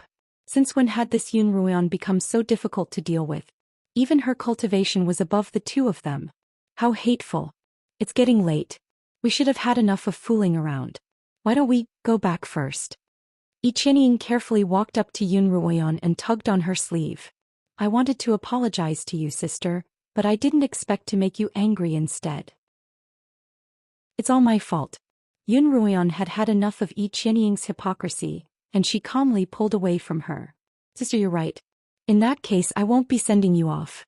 Yi Qianying had taken the initiative to express her goodwill, but Yunruoyan didn't appreciate it. Who did this Yunruoyan think she was? She was usually so clingy, but now she was putting on airs. Finally, after inviting these troublesome characters away, Yunruoyan let out a sigh of relief and sat down to calm her breathing. Xilan couldn't hide her excitement. Miss, you were so strong just now. Even young Master Moon wasn't a match for you. Peony also chimed in. That's right, miss, but are your injuries all right? Do you feel uncomfortable anywhere? Yunruoyan closed her eyes and quietly sensed the flow of energy within her body. She could clearly sense that this energy didn't belong to her, and that someone had lent it to her. She could even clearly feel that this energy came from her wrist, from the bracelet her mother had left her. Yunruoyan tried her best to control the flow of energy within her body, hoping to use this energy to heal her injuries. But to her surprise, as soon as she was able to control this energy, the energy that had permeated her body disappeared. She couldn't even find a trace of it. What was going on? Miss? Peony asked in concern when she saw Yunruoyan frown. Xilan didn't seem to notice the change in Yunruoyan's expression. If this continues, you'll definitely be able to pass Kongming Academy's entrance exam in a few days. Kongming Academy's entrance exam. Yunruoyan caught these words. Kongming Academy was the strongest faction on the Qinyuan continent, and its status was even higher than that of the 4 kingdoms. They would regularly recruit students from the various kingdoms, and all of them were eligible to participate. However, not everyone was able to enter Kongming Academy. If she could maintain her strength during her battle with Yunmoyuan and Yunruoyu, it wouldn't be difficult for her to enter Kongming Academy. The problem was that this energy had disappeared again, as if it had never existed in the first place. Yun Ruoyan opened her palm and looked at the carvings on it. She had to figure out what this energy was, and she had to enter Kongming Academy so that those who looked down on her would have nothing to say about it. Peony Xilan, you two can leave first. I'm tired. Yun Ruoyan sent the two of them away. Only when Yun Ruoyan was alone in the room did she begin to study the bracelet on her wrist. The carvings on the bracelet were especially exquisite under the candlelight. Upon closer inspection, Yun Ruoyan realized that the bracelet was layered. The top and bottom layers were filled with paper clips, while the middle layer was the main body of the bracelet, and the carvings were even more intricate. She held the bracelet in her hand and turned it lightly. Yun Ruoyan's vision darkened. By the time she opened her eyes again, she was in an unknown space. Could this be the bracelet's internal space? Meep, mistress. A childish voice called out. But there was nothing around her, and no matter how hard she tried, she couldn't find the source of the voice. Meep. Gradually, an orange fog appeared in front of Yun Ruoyan's eyes. As if it had a mind of its own, the fog began to gather in one spot. By the time Yun Ruoyan regained her senses, a Kirin-like creature with a horn on its head had appeared in front of her. The Kirin had barely reached Yun Ruoyan's knees, and its two large eyes were as bright as amber. It trotted over to Yun Ruoyan and rubbed its head against her leg. Mistress, I've been waiting for you for so long. Mistress. The little fellow was so adorable that Yun Ruoyan liked it as soon as she saw it. She bent down and stroked its head. What's your name? How long have you been here? Well, I don't have a name yet. The little fellow tilted its head and looked at Yun Ruoyan with its amber eyes. I've been here for more than 100 years. 100 years. Yun Ruoyan's first reaction was that this was an excellent spiritual beast. Chapter 10. Spiritual beasts were incredibly rare on the Qinyuan continent, and some people wouldn't even be able to find a single one in their entire lives. Who would have thought that such a cute spiritual beast would reside within this bracelet? In that case, why don't I call you Qiu? Yun Ruoyan smiled. Do you like that name? Qiu. I like it. Qiu's eyes lit up and it leaped onto Yun Ruoyan's body. Perhaps because Qiu's impact was too great, Yun Ruoyan almost fell to the ground and her shoulder, which had been injured by Yun Muyin, began to hurt even more. Seeing Yun Ruoyan's pained expression, Qiu hurriedly let go of her, its large eyes filled with worry. Mistress, are you hurt? It's just a small injury, I'm fine. Yun Ruoyan forced a smile. Qiu circled around Yun Ruoyan a few times, its frown making it look even more adorable. Mistress, you've been poisoned as well. Yun Ruoyan hadn't expected that this seemingly adorable spiritual beast would have such a venomous gaze. Qiu, do you have a cure? Qiu doesn't know how to detoxify poisons. Qiu shook its head then smiled. But this place is extremely conducive to the recovery of spiritual energy and cultivation. Mistress, if you rest here for a while, your cultivation will definitely increase. Yun Ruoyan pondered for a moment. Qiu was right. As soon as she had entered this pocket dimension, she had felt a strong surge of energy. If she were to cultivate here, her cultivation might really increase. Mistress, hurry up and try. Qiu tugged on the corner of Yun Ruoyan's robe, forcing her to sit down. All right. Yun Ruoyan immediately began to circulate her energy. Indeed, she could feel the energy surging through her body. This short moment of rest was more beneficial than 10 days of cultivation in the outside world. If she persisted in cultivating in the pocket dimension, entering Kongming Academy wouldn't be a problem at all.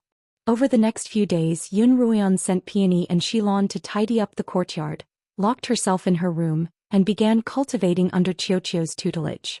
Fortunately, Yun Ruoyan had already sent away those who were far away to prevent rumors from spreading. Although Peony and Xilan had their suspicions, they didn't ask any questions, thinking that Yun Ruoyan was focused on her recovery. While Yun Ruoyan was resting, Qiu lay on her lap. Mistress, although it's easier to cultivate here if you don't get rid of the poison, there will still be some limitations. I know. Yun Ruoyan stroked Qiu's fur. All this time she had been worried. Although Peony and Xilan were watching over him, making it difficult for Madame and to poison him again, there was still far too much poison left in his body, and his grandfather still hadn't found a way to neutralize it. She was worried that the energy in this space would cause the poison to act up. But now she couldn't afford to think too much about it. It was almost time for Kongming Academy's recruitment drive. She'd already missed it in her last life, and she couldn't afford to make the same mistake in this one. Entering Kongming Academy was a crucial step in changing her fate. She had to give it her all. Finally, it was the day of Kongming Academy's recruitment, and the royal families of the various kingdoms were already preparing for the first round of selection. Similarly, any child between the ages of 6 to 15 could participate, and the misses of both the Yun and Lin families were on the list of candidates. As soon as the news of Kongming Academy's recruitment drive spread, the Yun family's children began to speed up their cultivation. Only Yun Ruoyan's cottage remained quiet. Xilan was the first to speak up. Mistress, the misses from the other courtyards have already begun their preparations, and Master and Madam are in the Great Hall discussing the selection. Why haven't we been invited? Master, could it be that you've forgotten about us? Yun Ruoyan calmly replied, Don't worry, someone will come to invite us. As soon as Yun Ruoyan finished speaking, Wet Nurse Chen's voice came from outside. Miss Ruoyan, Master and Madam are inviting you over. Xilan exclaimed, Ah, Miss, you're amazing. How could Yun Ruoyan forget what she'd experienced in her last life? Yun Ruoyan smiled. Let's go. Just as Peony was about to follow Yun Ruoyan out, Xilan stopped her and scratched her head. Sister Peony, what's wrong with Miss Ruoyan? I don't see you crying or laughing. Xilan is getting more and more confused. Peony patted Xilan's head. I don't understand either. But don't worry, Miss Ruoyan is slowly getting better. Xilan didn't quite understand her words, but she could only nod. As soon as Yun Ruoyan sat down in the Great Hall, Madame An glanced at her and teased, Look at our Ruoyan, you always have to be invited over. Now that you've grown up, you've finally learned how to act like a spoiled young miss. I wouldn't dare. It's just that I don't usually participate in the fun affairs of my sisters, so I only hear about them a little late. Yun Ruoyan was neither servile nor overbearing. Madame An turned to Yun Lan. Qinying's right. Since all the Yun sisters are participating in the selection, there's no reason for me not to go. Even if I'm not particularly talented, I still have to try. Otherwise, outsiders will think that the Yun family is biased. Master, please accept my invitation. No one noticed the cold smile on Yun Ruoyan's face. Even if a useless piece of trash like her were to participate in the selection, she would only become a laughingstock. Yun Lan naturally didn't want the Yun family to lose face. If not for Yi Qianying and Madame An's urging, Yun Lan would have long since announced that his eldest daughter Yun Ruoyan was ill. The reason why Yi Qianying and Madame An had brought her up in front of Yun Lan was simply to embarrass her once more. Yun Lan sat in the Great Hall and glanced at Yun Ruoyan. Are you going to participate? It was the same question as in her past life, but the Yun Ruoyan of her past life had been timid and self-abased. She had repeatedly declined, which only made Yun Lan even angrier and forced her to compete. The rift between father and daughter had only deepened, which was exactly what Madame An and Yi Qianying wanted. This time, however, Yun Ruoyan was fully confident that she would emerge victorious. Yun Ruoyan raised her head. I'm willing to participate and I won't disappoint you, father. Yun Lan's eyes narrowed into slits. Yun Ruoyan, since you've said this, you'll have to keep your word. Yun Ruoyan knelt down. Father, please give me this opportunity and I'll do my best. Madame An clearly hadn't expected Yun Ruoyan to agree so readily. She subconsciously glanced at Yun Ruoyao and Yi Qianying, her eyes full of resentment. She had wanted to use this opportunity to stir up conflict between father and daughter, but Yun Ruoyan had actually agreed without a second thought. The first round of the competition will be announced in a few days. I'll have someone fill in your name, so go back and prepare. Yun Lan took a sip of his tea. The first round of the competition was a one-on-one match. In her past life, Yun Ruoyan had lost to Lin Qingchen in the first round, which was one of the reasons for the enmity between her and the Lin family. Although Yun Ruoyan wanted to enter Kongming Academy, she didn't want to be separated from the Lin sisters. The best solution was for her not to fight against the Lin sisters. She had to change everything before the name list was finalized. Yun Ruoyan took a few beads from her own belongings and headed to the residence of the envoy. Actually, Yun Ruoyan wasn't exactly poor. Although she had never received a share of her family's allowance, just the box of jewelry her mother had left her was worth more than 1,000 taels of gold. When Yun Ruoyan arrived at the residence, she bumped into Yun Ruoyao, who was also carrying a box of silver. Yun Ruoyan quickly hid by the wall. Yun Ruoyao was extremely talented, and Yun Ruoyan couldn't think of any reason why Yun Ruoyao would need an envoy from Kongming Academy. Yun Ruoyao entered the residence for a full 15 minutes. Only when she came out did Yun Ruoyan sneak in. "Envoy Ding, please wait." Envoy Ding stopped in his tracks. "You are?" "I'm Yun Ruoyan and I have something to discuss with you." Yun Ruoyan bowed. The envoy looked at her and hurriedly closed the door. "Let's talk about it later." "Envoy." Yun Ruoyan took out the luminous pearl in her hand and placed it in front of Envoy Ding's eyes. "I have something urgent to discuss." Envoy Ding's eyes widened. Anyone with a discerning eye would know that this was a luminous pearl unique to the southern seas. Just one of it was worth 3 times the amount of silver Yun Ruoyao had brought. "Miss Yun, let's talk inside." Envoy Ding opened the door and invited Yun Ruoyan in. "Envoy Ding, have you prepared the list of matches between the various families?" Yun Ruoyan asked. "Miss, do you have any requests?" Envoy Ding smiled. Yun Ruoyan liked talking to smart people, so she directly stated her intentions. "It's not difficult as long as I don't have to compete with the 2 misses of the Lin family." Envoy Ding smiled craftily. "Miss, you're really smart." "What do you mean?" Yun Ruoyan asked. "Just now, your concubine-born sister came over precisely to change your opponent to the Lin sisters." Envoy Ding smiled. "I haven't even said anything, but you've already guessed second Miss Yun's intentions." This was something Yun Ruoyan hadn't expected. She had originally thought that she would be matched against Lin Qingchen, which was why she had been so anxious to change her opponent. She hadn't expected that she would be matched against Lin Qingchen because of Yun Ruoyao. Well done, Yun Ruoyao. If she didn't get her revenge, how could she possibly take this lying down? "Envoy Ding, my concubine-born sister only wants me to lose. Just arrange an extremely talented opponent for me." Yun Ruoyan smiled. Yun Ruoyan smiled as she generously took out another luminous pearl from her robes. "Yun Ruoyao, you're a good opponent." Envoy Ding accepted the luminous pearl and looked suspiciously at Yun Ruoyan's departing figure. Everyone said that Yun Ruoyan was ugly, cowardly, and stupid. Why was it that the Yun Ruoyan he saw today was different from the rumors he'd heard? Indeed, rumors couldn't be trusted. Envoy Ding shook his head and stopped thinking about it. He crossed out Li Mo's name and replaced it with Yun Ruoyao. Chapter 11. In the blink of an eye, the day of the preliminaries had arrived, and the arena was filled with the families and spectators of the contestants. After the first round, Envoy Ding walked to the center of the arena with a list in his hand and announced in a loud voice, "Next, the eldest daughter of the Yun family, Yun Ruoyan."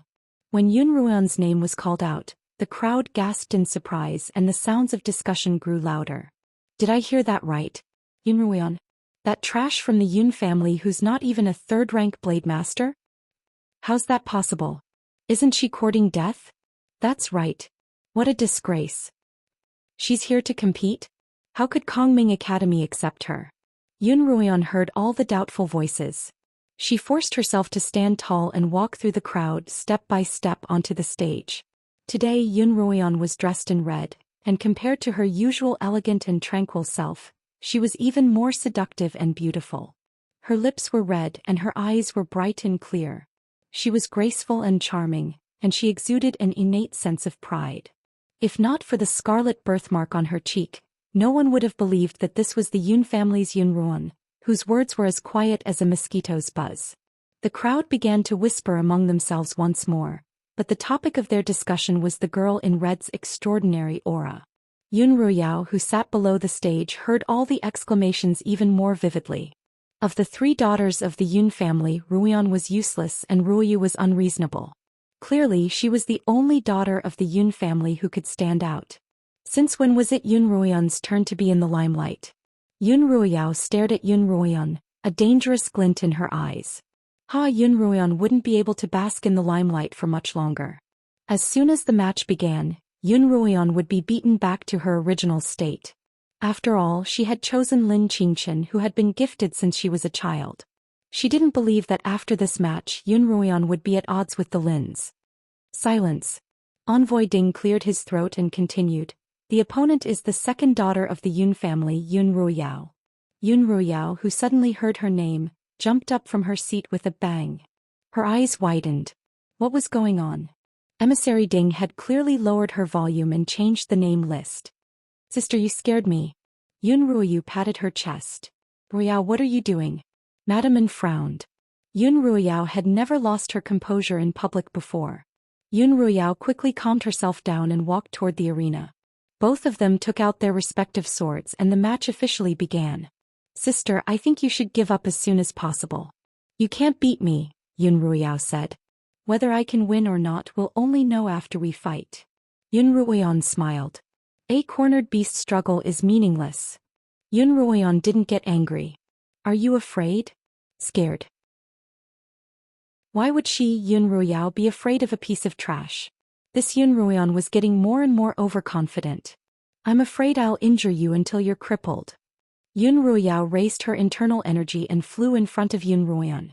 The sharp blade brushed past Yun Ruoyan's nose, and the arena was filled with sword light. The dazzling white sword light wove into a net that locked the two of them in place. Yun Ruoyan's bright red figure spun on the stage like an enchanting fiery butterfly, and her sharp swordplay didn't lose out to Yun Ruoyao's in the slightest. One was publicly acknowledged as a cripple, while the other was publicly acknowledged as a talented woman. No one could have imagined that one day the two of them would be able to compete on the same stage. In fact, it would be an evenly matched match. My goodness, when did Sister Ruoyan become so strong? It was Yun Ruoyu's voice. Yi Qianying watched from the side, feeling a little uneasy. These days Yun Ruoyan had brought her far too many surprises. Many of them had exceeded Yi Qianying's expectations. Madame An frowned as she stared at the arena, unable to believe her eyes. She had thought that Yun Ruoyao would be able to defeat Yun Ruoyan within 3 moves, but the two of them had already exchanged more than 10 blows, and Yun Ruoyan still hadn't lost. In fact, Yun Ruoyan was slowly gaining the upper hand. Impossible, how could this be? Yun Ruoyan's cultivation had clearly been suppressed by medicine, and no one had taught her swordsmanship. How could she possibly compare to Yun Ruoyao, who had been taught swordsmanship since she was 5? Even amongst the daughters of the aristocratic families, Yun Ruoyao's swordsmanship and cultivation were the cream of the crop. At this moment Yun Ruoyao's shock was no less than that of the spectators. Seeing that her attack had been easily blocked by Yun Ruoyan, Yun Ruoyao was even more flabbergasted. Yun Ruoyan, that's impossible. Sister, I haven't used my full strength yet, Yun Ruoyan replied casually. Nonsense. Yun Ruoyao refused to admit it. She was publicly acknowledged as a talented woman, and a cripple like Yun Ruoyan couldn't possibly be stronger than her. What did she mean by not using her full strength? That was even more impossible. But why was it that even though she had expended so much effort to block Yun Ruoyan's attacks, to the point where even her movements were a little disordered, Yun Ruoyan was still as calm as ever? Wasn't she tired? Yun Ruoyan was no longer in the mood to continue fighting with Yun Ruoyao. With a sharp gaze she stabbed her sword toward Yun Ruoyao's abdomen. Yun Ruoyao hurriedly retracted her sword to protect her abdomen, then took small steps back. But in that instant the red figure in front of her suddenly disappeared. The next second Yun Ruoyao's waist suffered a heavy blow, and her feet slipped as she fell forward. Yun Ruoyao's mind was blank. In that instant even the clamor around her had fallen silent. Because on the stage Yun Ruoyao had fallen heavily to the ground, and Yun Ruoyan had appeared behind her. She took a step forward and lightly pressed her sword against Yun Ruoyao's neck. Yun Ruoyao had lost. And she had lost to the cripple Yun Ruoyan. Everyone present stared with their eyes wide open and mouths agape, a look of disbelief on their faces. The referee and Envoy Ding were even more so. That was until the crowd erupted in cheers. Yun Ruoyan wins. Envoy Ding finally returned to his senses and announced the result, giving Yun Ruoyan a look of approval. Indeed, rumors couldn't be trusted. What cripple? This Yun Ruoyan was clearly a cultivation genius. This was what Envoy Ding thought. Amidst the clamor of the crowd, Madame An slammed her fist against her armchair, stood up and left, not even willing to watch the rest of the duel. Similarly, Yun Ruoyao wasn't in tune with the cheering crowd. She hadn't even seen how Yun Ruoyan had struck, and she had been inexplicably defeated. She had even fallen flat on her face, becoming the laughingstock of the entire Li Kingdom. How could she possibly be satisfied with this? Yun Ruoyao gritted her teeth as she watched Yun Ruoan walk off the stage under the admiring gazes of the crowd. How hateful. The object of everyone's cheers, the glory of a talented woman, should have belonged to her. She should have been the object of everyone's admiration and admiration. But now all of this had been snatched away by Yun Ruoyan. It was all Yun Ruoyan's fault. It was all that slut's fault. Chapter 12. After the duel, Yun Ruoyan made a trip to the Lin household to inform them of the news and inquire about the progress of the antidote before returning to her rooms to rest. After all, the poison in her body hadn't been completely purged, and Yun Ruoyan's body was so tired that she quickly fell into a deep sleep. By the time she was woken up, the moon was already high in the sky. "Miss, the old madam is calling for you again," Peony said as she helped Yun Ruoyan change into her shoes. Yun Ruoyan looked at the sky. It was already so late and the old madam had to be calling for her for something urgent. "Did grandmother call for anyone else?" "Yes." Peony nodded worriedly. "The third miss and Missy will be there as well. I'm afraid it's because of your victory over the second miss today." Yun Ruoyan rubbed her forehead. "That's true. What else could it be?" Her sisters in the Yun household were truly troublesome, and she couldn't even get a good night's rest. What they didn't know was that even though they were united against a common enemy, they would still be played by an outsider like Yi Qianying. Yun Ruoyan tidied up a little, had Peony light the lamps and walked into the great hall. Yun Ruoyu and Yi Qianying were already waiting there. When the old madam saw her enter, she put down her teacup and asked, "Yen, I heard that you defeated Ruoyao in the duel today?" "Yes, grandmother," Yun Ruoyan replied frankly. "Some people suspect that you won the duel because you plotted against Ruoyao." The old madam's tone was indifferent, and it was hard to tell which side she was leaning towards. "Do you have anything to say?" Yun Ruoyan smiled and bowed. "Grandmother, many people were watching during the duel. If you really had used some underhanded trick, all the judges would have been able to tell. Why would they have declared you the winner?" Yun Ruoyan's words were logical and the old madam nodded. The referees of Kongming Academy were renowned for their sharp eyes. Even the tiniest of tricks couldn't escape their eyes. It was for this reason that the judges had been so shocked when they saw Yun Ruoyan defeat Yun Ruoyao. Yun Ruoyu interjected, "Do you mean to say that you won with your own strength?" "That's right." Yun Ruoyan's conscience was clear. "Sister," Yi Qianying finally spoke up. "If you really wanted to go to Kongming Academy, you could have just told us. Why did you have to do this behind our backs? What's more, this elimination system is also to prevent people like you who are not talented from encountering danger in the later stages of the test." All right, Yi Qianying had helped her settle the crime of cheating first. "Exactly. Everyone knows that you're not even a third-rank blade master." Yun Ruoyu rolled her eyes. Second sister, on the other hand, had a master accompanying her since she was 5. Even Qianying and I weren't her match, so how could she possibly lose to you? "Don't tell me you think your cultivation is better than the rest of us." Yun Ruoyan quietly waited for Yun Ruoyu to speak, her eyes calm and unperturbed. If it were any other time, Yun Ruoyan would have already humbly and timidly said, "I wouldn't dare." But at this moment Yun Ruoyan only looked at Yun Ruoyu quietly, until even Yun Ruoyu felt a little guilty. "Yes." Yun Ruoyan's clear voice rang out. "My cultivation has always been above yours." Such confidence. If those who hadn't seen Yun Ruoyan defeat Yun Ruoyao heard this, they would surely think that Yun Ruoyan was boasting. How could a piece of trash say that her cultivation was above theirs? What a joke. But for Yun Ruoyu and Yi Qianying, who had witnessed the battle with their own eyes, these words only made them feel guilty. Had Yun Ruoyan really not cheated? Had she really defeated Yun Ruoyao with her own strength? But that was impossible.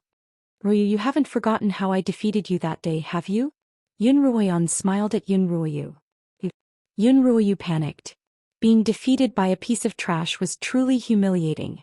Now that Yun Ruoyan had brought this matter up in front of the old madam, how could she face the old madam in the future? After all, the person who had defeated her was a piece of trash. But what Yun Ruoyan had said was the truth. Moreover, she had only thought that Yun Ruoyan had been anxious that day, which was why she had exploded with such strength at the most critical moment. But from Yun Ruoyan's words, could it be that her defeat that day wasn't a coincidence? Yun Ruoyu gritted her teeth, unwilling to admit her defeat. "That was a coincidence. You were just lucky." I lost to you because I wasn't paying attention. Then according to what you're saying, Yun Moyin also lost to me because he wasn't paying attention. Yun Ruoyan countered. Yun Ruoyu wanted to argue further, but the old madam interrupted. What did you just say? Moyin lost to you? Yes, Yun Ruoyan replied with a smile. The old madam looked at Yun Ruoyan's demeanor, which was neither servile nor overbearing, and a trace of a smile appeared on her lips. This granddaughter of hers was no longer the same as before. What a pity.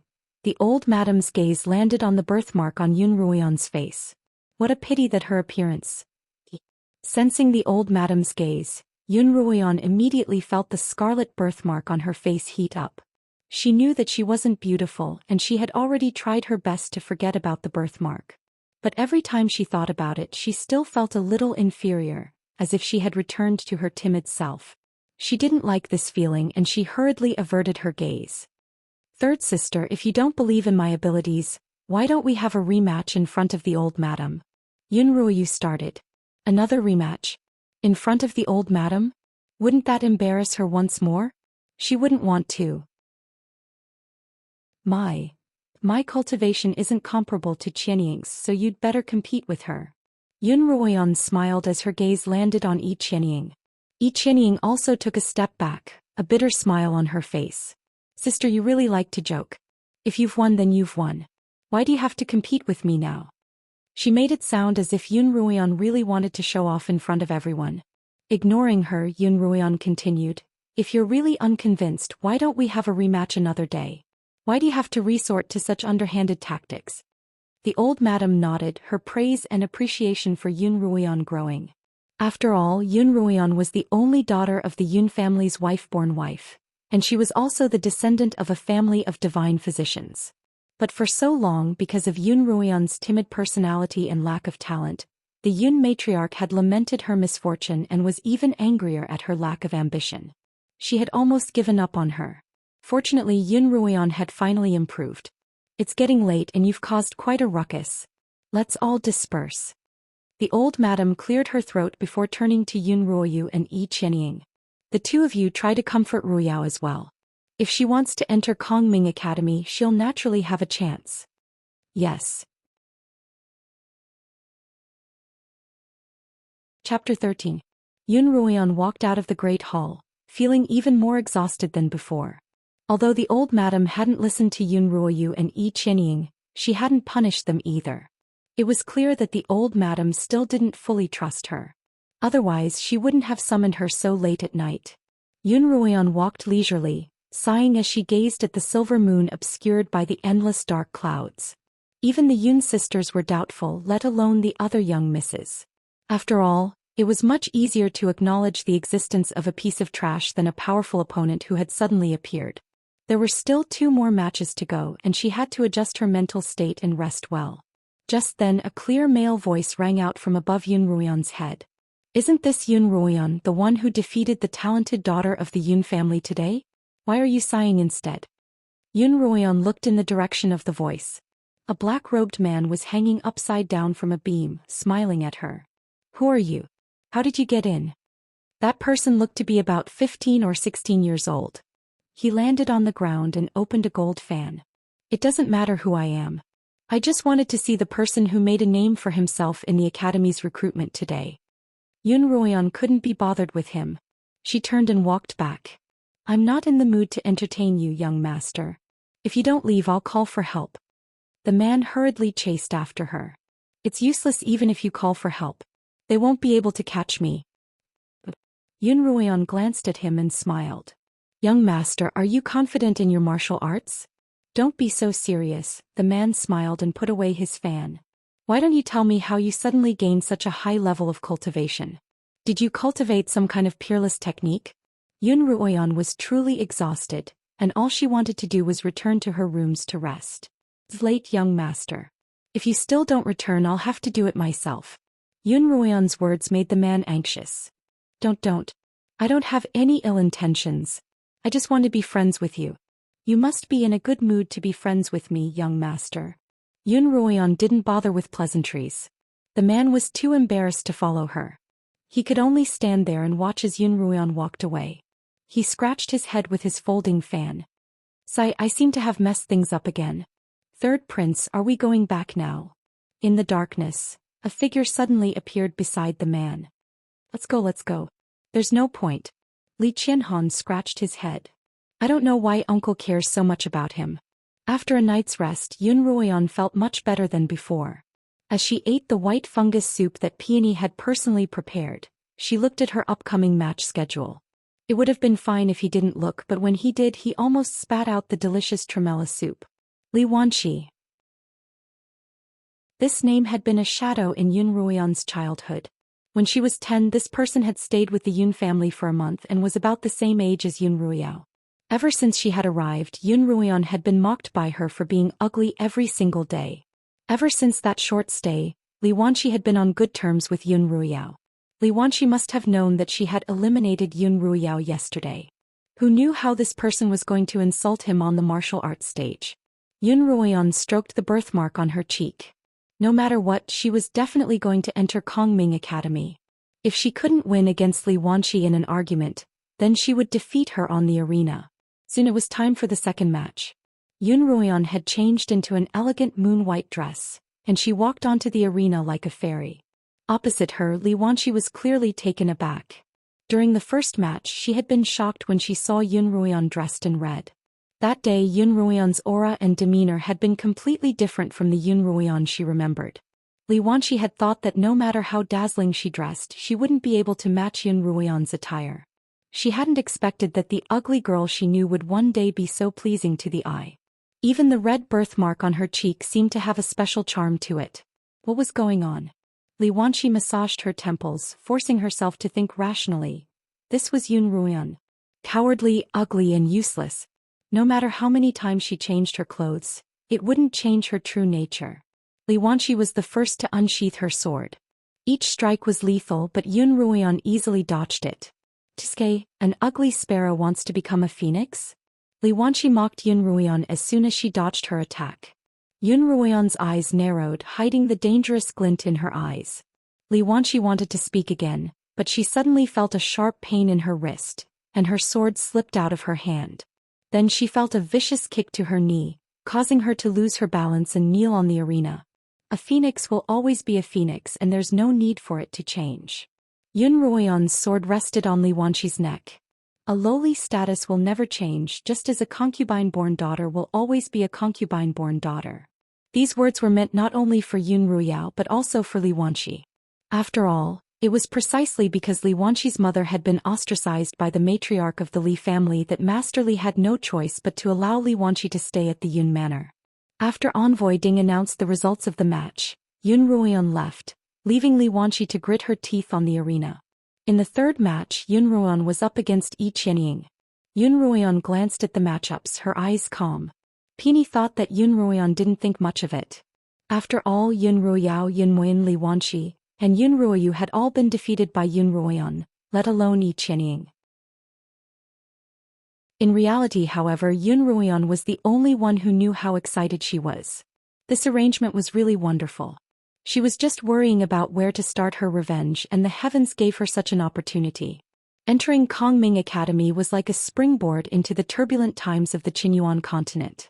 Those who succeeded would have a smooth sailing life, while those who failed would be as lowly as grass, just like Yun Ruoyan in her past life. Since the heavens had given her this opportunity, she would personally sever Yi Qianying's future. On the day of the match, everything went as smoothly as Yun Ruoyan had expected. Yi Qianying stared at the sharp blade that was only a few millimeters away from her, her eyes filled with panic. She calmed herself down and forced a smile. "Sister, you've won." Yun Ruoyan's face was expressionless, but her eyes shone with indistinct anger. Only the heavens knew how much self-control she had to keep herself from killing her. "Sister? What's the matter?" Yi Qianying's face was full of worry. If not for the fact that she knew Yi Qianying's character, Yun Ruoyan would have long since been fooled by her innocent appearance. "I'm fine." With a twist of her wrist, Yun Ruoyan sheathed her sword. She closed her eyes, and when she opened them again, her anger was gone, replaced by a calm expression. Chapter 14. After the 3 rounds, the chosen candidates would enter the imperial territory, and only those who successfully emerged from the territory would have the right to enter Kongming Academy. Once Lin Qingchen had defeated her opponent, the selection for Kongming Academy would finally come to an end. Yun Ruoyan, who had been waiting by the side, walked up and returned to the Lin Manor with her 2 cousins. Lin Zainan was still in his pill-making chambers, trying to figure out a way to decipher Yun Ruoyan's poison. Only when his 2 granddaughters ran in to call him did he slowly walk out of his chambers. Yun Ruoyan walked up to him and helped him up. "Grandfather, you've been worrying too much about me. No matter what, you're still a child of the Lin family and I'm taking care of you on your mother's behalf." Lin Zainan laughed. "In that case, would you like to have a meal with me today?" Yun Ruoyan smiled. "A meal?" Lin Zainan glanced at Yun Ruoyan with interest. "I'm afraid it's not that simple, is it?" Yun Ruoyan stuck out her tongue. "I really can't hide it from you, grandfather. There's something I'd like to tell my sisters about." "Oh. What's the matter, sister? Can't you tell me on the way back?"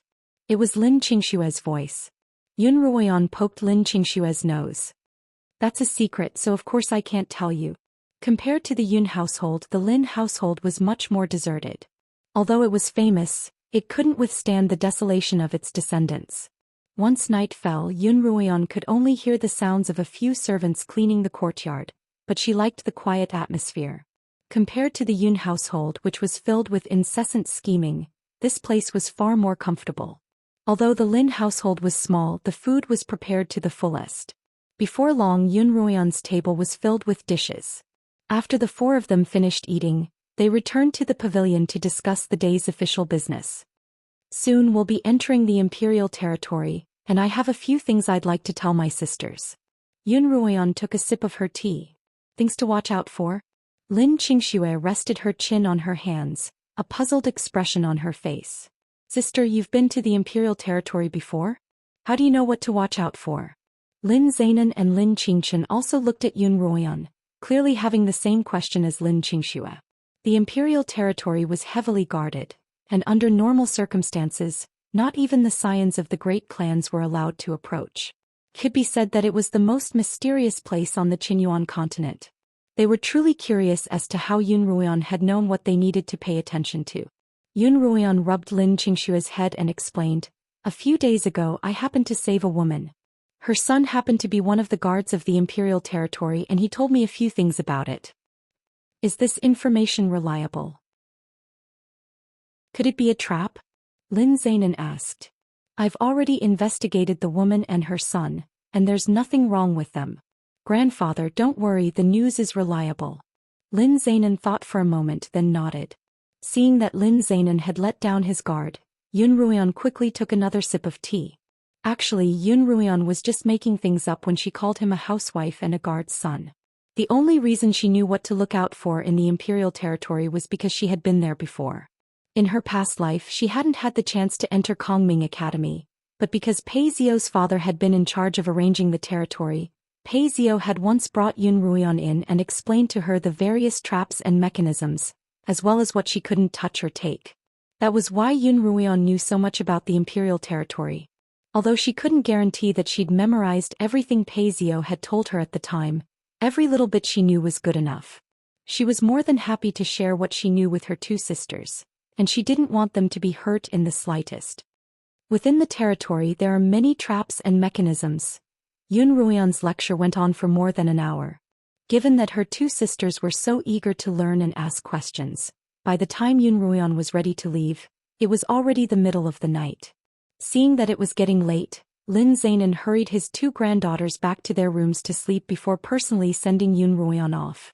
When they finally reached the door, Lin Zainan asked, "Ruoyan, tell me the truth. How did you know all this?" Yun Ruoyan paused for a moment before smiling. "As expected, I can't hide my thoughts from you, grandfather." Lin Zainan looked at her, waiting for her to continue. Yun Ruoyan continued, "Grandfather, don't worry. Everything I've said is true and trustworthy. As for the source of this information, forgive me but I can't tell you." Lin Zainan stroked his beard. "Of course I believe you, but what's wrong?" Yun Ruoyan asked. "Ruoyan, I just feel like I don't understand you at all." Lin Zainan looked at Yun Ruoyan meaningfully. You were so familiar with the imperial territory just now that you've been in there before, haven't you? Yun Ruoyan hesitated before answering honestly, yes. Lin Zainan nodded and arranged for 2 servants to escort Yun Ruoyan before returning to his room. Only when Lin Zainan's silhouette disappeared did Yun Ruoyan let out a long sigh of relief. Don't understand me? Sometimes even she didn't understand herself. She wasn't vicious, but she wasn't merciful either. She knew that the road ahead of her would be fraught with difficulties, and that the easiest way was to cure her poison and leave the Yun family as soon as possible.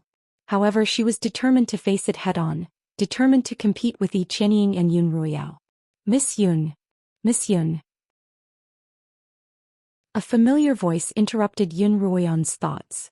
The familiar black-robed man appeared in front of Yun Ruoyan once more, causing the 2 servants to jump in fright. If Yun Ruoyan hadn't stopped them in time, the 2 servants would have long since charged forward to draw their swords. Heh, I've come to apologize for offending you last time, the man laughed. I looked around the Yun Manor and didn't see you, so I came to the Lin Manor to take a look. Sure enough, I ran into you. Yun Ruoyan was puzzled. You broke into the Yun Manor again? You weren't caught? They couldn't find me, the man said cheerfully as he stuffed a small bottle into Yun Ruoyan's hands. This is a high-grade pill especially useful for recovering one's internal energy and cultivation. You can have it all. As soon as he finished speaking, the man disappeared once more. Yun Ruoyan frowned. She hadn't even said she was going to accept it. Yun Ruoyan poured out the pill in the bottle. Under the moonlight she saw 5 small oily green pills in her hand. Yun Ruoyan recognized them immediately. They were life quintessence pills. When Yun Ruoyao had gone to the palace, the empress had bestowed one to her, and the entire Yun family had been excited for half a month. But this man had given her 5 pills at once. Yun Ruoyan hurriedly put them away. She had only met that man by chance and he couldn't possibly accept such an expensive gift. She would return it to him the next time they met. Chapter 15. The next morning, before Yun Ruoyan had even woken up, she heard a commotion outside her door. Sister, you're not awake yet? Let's go out and play. Yun Ruoyan felt a headache coming on. Disturbing her sleep so early in the morning really affected her mood for the whole day. Peony, Xilan. Peony and Xilan rushed in when they heard their mistress's voice. Xilan grumbled, Miss, the 2 misses came early in the morning. I told them you were still sleeping but they wouldn't listen. It's not your fault. Yun Ruoyan sat in front of the dressing mirror. Second sister is used to being arrogant. How could you stop her? As soon as he finished speaking, Yun Ruoyao and Yi Qianying also entered the room. Eldest sister, Qianying and I have come to congratulate you, Yun Ruoyao said with a smile. Sister, your cultivation is truly impressive. Even they wouldn't believe it if they said it out loud. She didn't think that either of her sisters who had been defeated by her would sincerely congratulate her. Yun Ruoyan didn't respond. Instead she asked, Sister, why are you here today? Yun Ruoyao was naturally displeased at being ignored, but she hid her emotions well. Qianying and I would like to invite you up the mountain to relax. Yun Ruoyan's hand paused and a pearl earring fell from her hand. Peony hurriedly helped Yun Ruoyan put it on. Go sightseeing in the mountains? In her past life, although Yun Ruoyan hadn't even been qualified to enter the imperial territory, she had still managed to do so. At that time she had been accidentally pushed into the cold pond by Yi Qianying and had almost lost her life. In order to save her, Pei Zio had been unconscious. In order to save Pei Zio, she had begged her maternal grandfather to give her the Lin family's heirloom pill, saving Pei Zio's life. In this life, were her good sisters going to use the same trick again? Seeing that Yun Ruoyao didn't respond for a long time, Yun Ruoyao thought that she was hesitating, so she added, The young master of the Pei family will be going as well. Yun Ruoyan sneered. In the past she really didn't know how to hide her emotions. Even the people she liked were so obvious. Usually as long as someone mentioned Pei Zio's name, she would obediently take the bait. Now that he thought about it, he was really stupid at that time. Yun Ruoyan smiled. All right then, let's go together. Yun Ruoyao and Yi Qianying looked at each other and laughed even harder. When the 3 of them reached the top of the mountain, Pei Zio was already waiting there. He took the initiative to run up to Yun Ruoyan. Ruoyan, long time no see. How have you been? Not bad, thank you, Yun Ruoyan replied politely. This attitude clearly made Pei Zio a little uncomfortable. After all, Yun Ruoyan used to stick to him the most in the past. Ruoyan, are you not feeling well today? No, perhaps I walked too much. Yun Ruoyan didn't even look at him. She was worried that if she saw that familiar face again, she would not be able to resist committing a murder. Then let's take a break in the front. By this time Yun Ruoyao and Yi Qianying had already run ahead of them. After saying something to each other, they turned around and waved at the two of them. Come quickly. Look, the water here is so clear. Not far from them, Yun Ruoyan felt a chill in her heart as she looked at their gentle smiles. These two people were also her younger sisters, but they wished for her to die. Yet they were laughing and asking about her well-being while stabbing her in the back. Ruoyan, let's go together. Pei Zio grabbed Yun Ruoyan's hand and jogged over. Yun Ruoyan, on the other hand, was stunned. Then without a trace she pulled her hand back. In her past life she had been pushed into the lake by Yi Qianying, and Pei Zio had jumped in to save her. But after the two of them had been rescued she had quickly recovered, while Pei Zio had remained unconscious. In order to save Pei Zio she had not hesitated to quarrel with her grandfather. She was curious. What if she hadn't tried to save him or beg for his help? What would have happened to Pei Zio then? Yun Ruoyan pinched her silver bracelet. Step by step she walked to the edge of the lake, deliberately giving Yun Ruoyao and Yi Qianying a chance to strike. As expected, a force pushed against Yun Ruoyan's waist.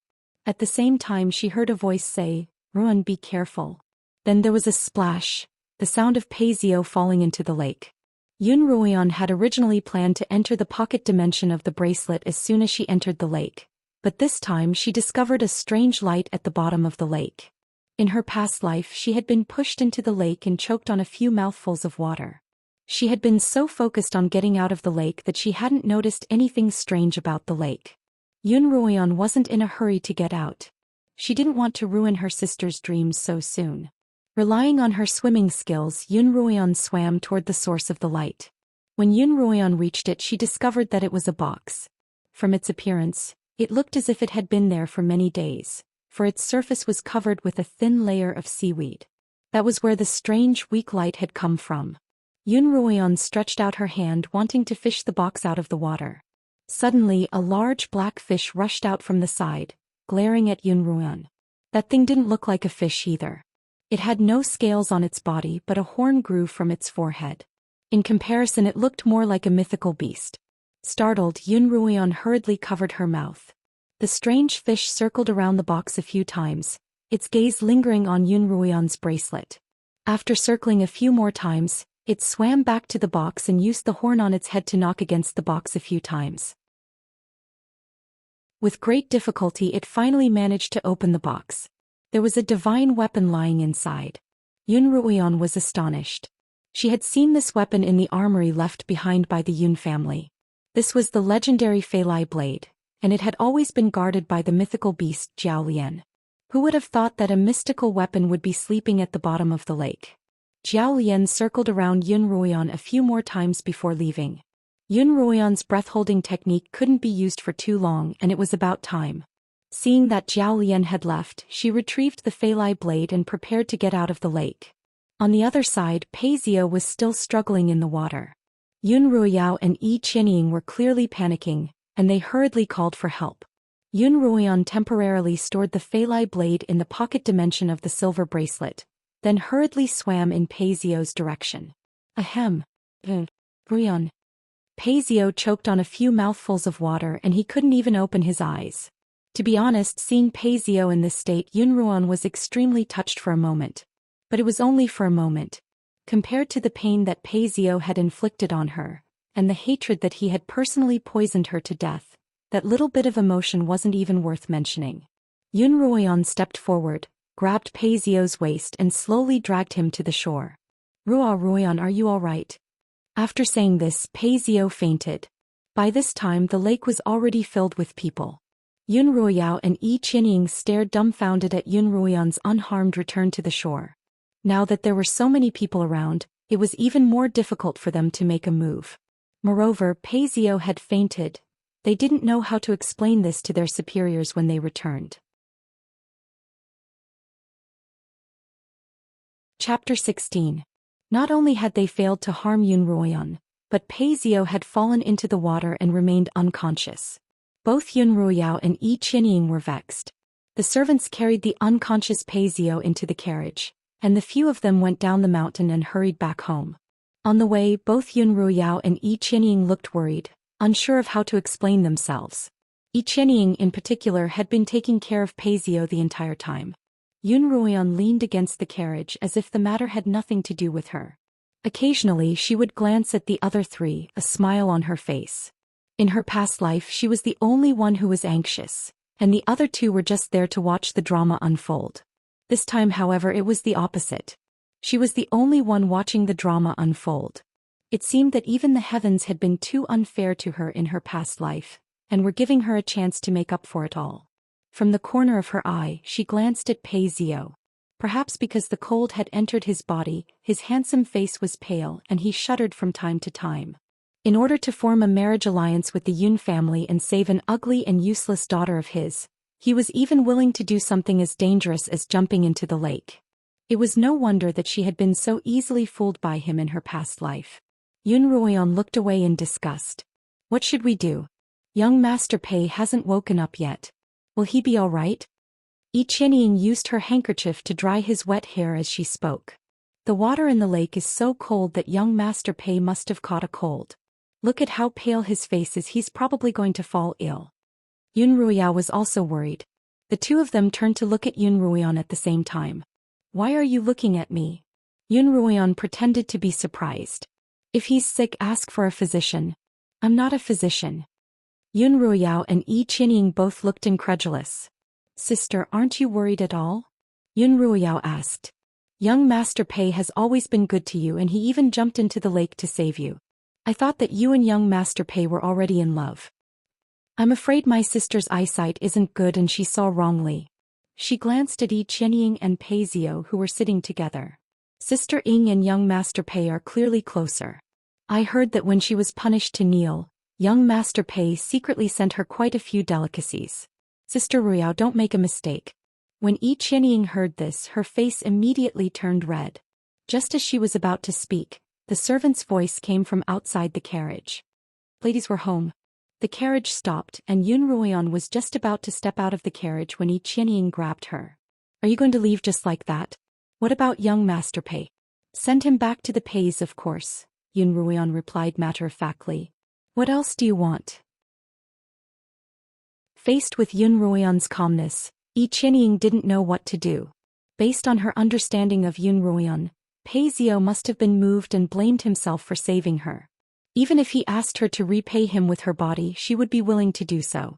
However, the Yun Ruoyan in front of her was completely unperturbed, and she didn't seem worried at all. Young Master Pei jumped into the lake to save you. Shouldn't you stay behind and take care of him?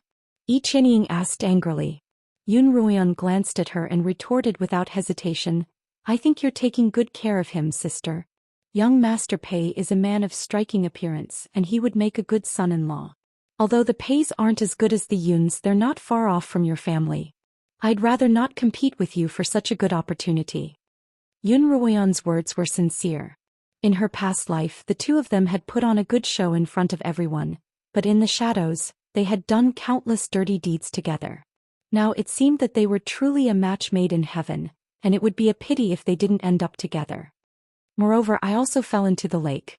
Yun Ruoyan gestured at her drenched clothes. If I don't go back and change, I'm afraid I'll fall sick as well. Yun Ruoyan ignored the two of them and walked straight into the Yun manor, leaving Yi Qianying and Yun Ruoyao staring at each other in dismay. Once Yun Ruoyan entered the manor, she went straight to her own rooms.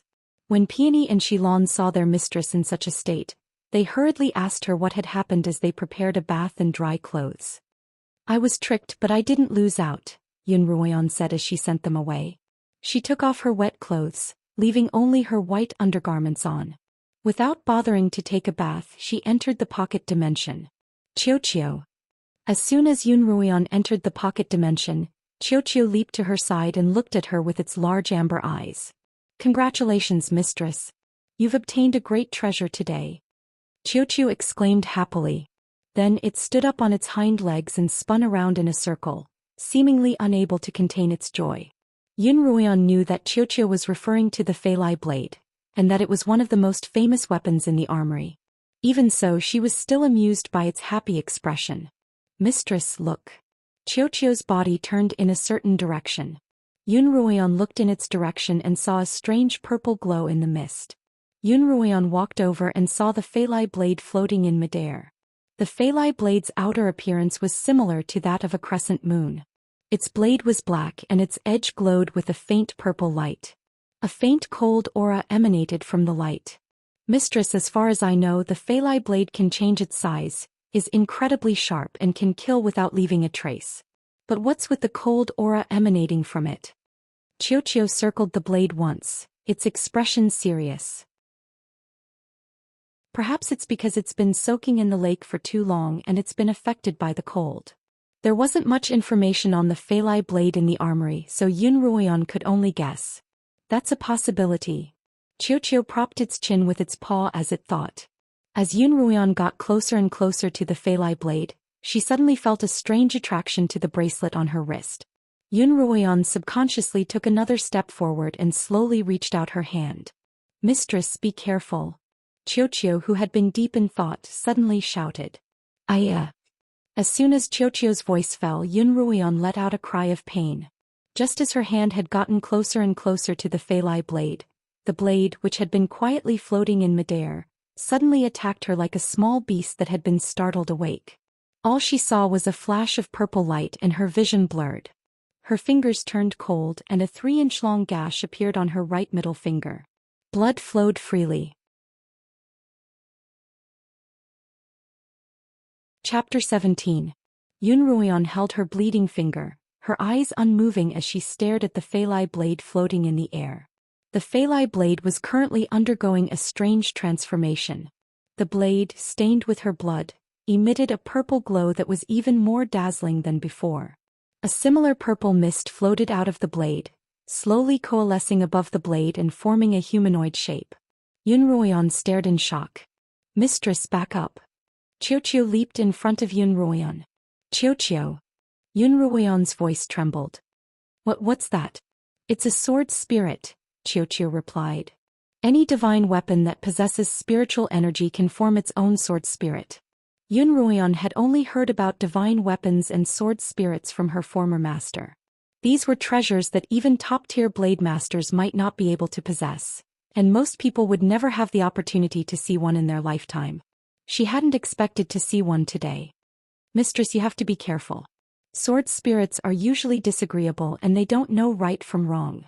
They're only loyal to their master," Xiao reminded. Who is it that has disturbed my sweet dreams?" the sword spirit asked. Although Yun Ruoyan couldn't see his face clearly, his figure and voice suggested that he was an old man. "My name is Yun Ruoyan." Yun Ruoyan ignored Xiao's attempts to stop her and stepped forward. "Greetings, senior sword spirit." The sword spirit leaned forward and looked at Yun Ruoyan. "Oh, so it's a little girl. How dare you wake me up?" The sword spirit suddenly shouted, startling Yun Ruoyan. Xiao also jumped up and shouted, "You're quite bold, sword spirit. How dare you hurt my mistress? Xiao won't let you off." Yun Ruoyan hurriedly pulled back Xiao, who was about to pounce on the sword spirit. "Senior sword spirit, I didn't mean to disturb your sleep. I just happened to find this Feilai blade in the lake and I brought it back with me." The sword spirit ignored Yun Ruoyan, instead looking at Xiao, who was in her arms, baring its fangs. "There's also a small sealed mythical beast here." The sword spirit made a gesture of stroking his beard. "This space is also not bad. The amount of spiritual power isn't inferior to that of the cold pond. It's also a good place to sleep. In your dreams. This is my territory. It's not a place where you can sleep whenever you want," Xiao shouted. "Hee." The old sword spirit sat cross-legged on the Feilai blade. "Even though you're a divine beast, it's a pity that you've been sealed. Right now you don't even have a tenth of your original strength. I'm afraid you're no match for me. In a bit I'll kill the two of you. Isn't this my territory?" The sword spirit's human form was blurry, but his eyes flashed with a sharp purple light. Yun Ruoyan frowned. Just as Xiao had said, sword spirits were all perverse by nature. How could they so easily want to kill her? Yun Ruoyan had already died once and the heavens had finally given her a chance to make a comeback. She didn't want to die again so easily. Just as she was about to turn the bracelet on her wrist and leave the space, Qiuqiu's voice suddenly rang out in her mind. Mistress, use a blood sacrifice to subdue this old man. This was the first time Qiuqiu had used a telepathic technique on her, and Yun Ruoyan didn't know how to react. She looked at Qiuqiu, who turned back to look at her, its amber eyes shining with a crafty light. What's a blood sacrifice and how do I use it? Yun Ruoyan asked in her mind, and Qiuqiu's voice rang out once more in her mind. Just now, mistress, you used your blood to awaken the sword spirit, so the Feilai blade already has your mark on it. Mistress, as long as you turn your blood into blood fire and refine the Feilai blade, you'll be able to subdue the sword spirit. Qiuqiu even taught Yun Ruoyan an incantation that she could recite in her heart. Yun Ruoyan closed her eyes and released her hand, allowing the blood to flow freely from her right hand. Use my blood to refine the divine weapon. The spirit of the divine weapon acknowledge me as its master. The sword spirit sat cross-legged on top of the Feilai blade. Seeing that neither of them were moving nor speaking, it suddenly reacted and directed the Feilai blade at Yun Ruoyan. Qiuqiu leapt into the air and the Feilai blade struck its body. Qiuqiu's body was thrown far away, and it fell into the mist, disappearing. The sword spirit had used quite a bit of strength in that attack, and Qiuqiu's injuries were likely quite severe. Yun Ruoyan was anxious, but she didn't stop chanting the incantation. A little girl like you wants to be my master? Go to hell. The sword spirit turned into a streak of light and shot mercilessly at Yun Ruoyan. At the same time, Yun Ruoyan stretched out her bleeding finger in the direction of the sword spirit's attack. Use my blood to refine the divine weapon. Divine weapon, sword spirit, recognize me as its master. Suddenly, the blood on Yun Ruoyan's finger glowed red as if it had caught fire. The fire turned into a line of fire that clashed with the sword spirit's streak of light. Then the stream of light was entangled by the fiery threads, becoming tighter and tighter. The sword spirit's cries of pain and pleas for mercy came from within the stream of light. Yun Ruoyan continued chanting the incantation, and the light from the line of fire grew brighter and brighter. Gradually, the sword spirit's pleas grew softer and softer, and the streak of light that was surrounded by the blood flames also grew smaller and smaller, until it finally became one with the blood flames. It's done, mistress. Qiuqiu's voice came from within the mist. Only when she heard Qiuqiu's voice did Yun Ruoyan's heart finally relax, and she stopped chanting the incantation. As if summoned, the blood fire returned to her fingertips. It's done, mistress. Qiuqiu ran to Yun Ruoyan's side and ran around her happily. The Feilai blade has been refined into your middle finger, and from now on, the sword spirit will have to call you mistress just like me. In the future, if anyone dares to bully you, mistress, you just have to point a finger at them and the Feilai blade will fly out and teach them a lesson. Yun Ruoyan exited the pocket dimension. Because she had obtained a treasure, she was in a good mood. She was just about to take off her clothes and take a hot bath when Yi Qianying suddenly barged into the yard. Miss, my mistress is currently bathing and she can't see you. Peony tried her best to stop her, but Yi Qianying was a cultivator and Peony was pushed to the ground. Peony, don't stop her. Let her in. Yun Ruoyan found a robe to drape over herself, then sat down at the table and sipped on the hot tea that Shilon had prepared. When Yi Qianying pushed open the door, she saw Yun Ruoyan's relaxed expression. Sister, aren't you worried about young Master Pei at all? Yi Qianying suppressed the anger in her heart and put on a pitiful expression. Young Master Pei still hasn't woken up and you're here sipping tea. Chapter 18. In response to Yi Qianying's question, Yun Ruoyan replied coolly, Didn't I say that I'm not a physician? Send him back to the Peis and they'll find a physician to treat young Master Pei.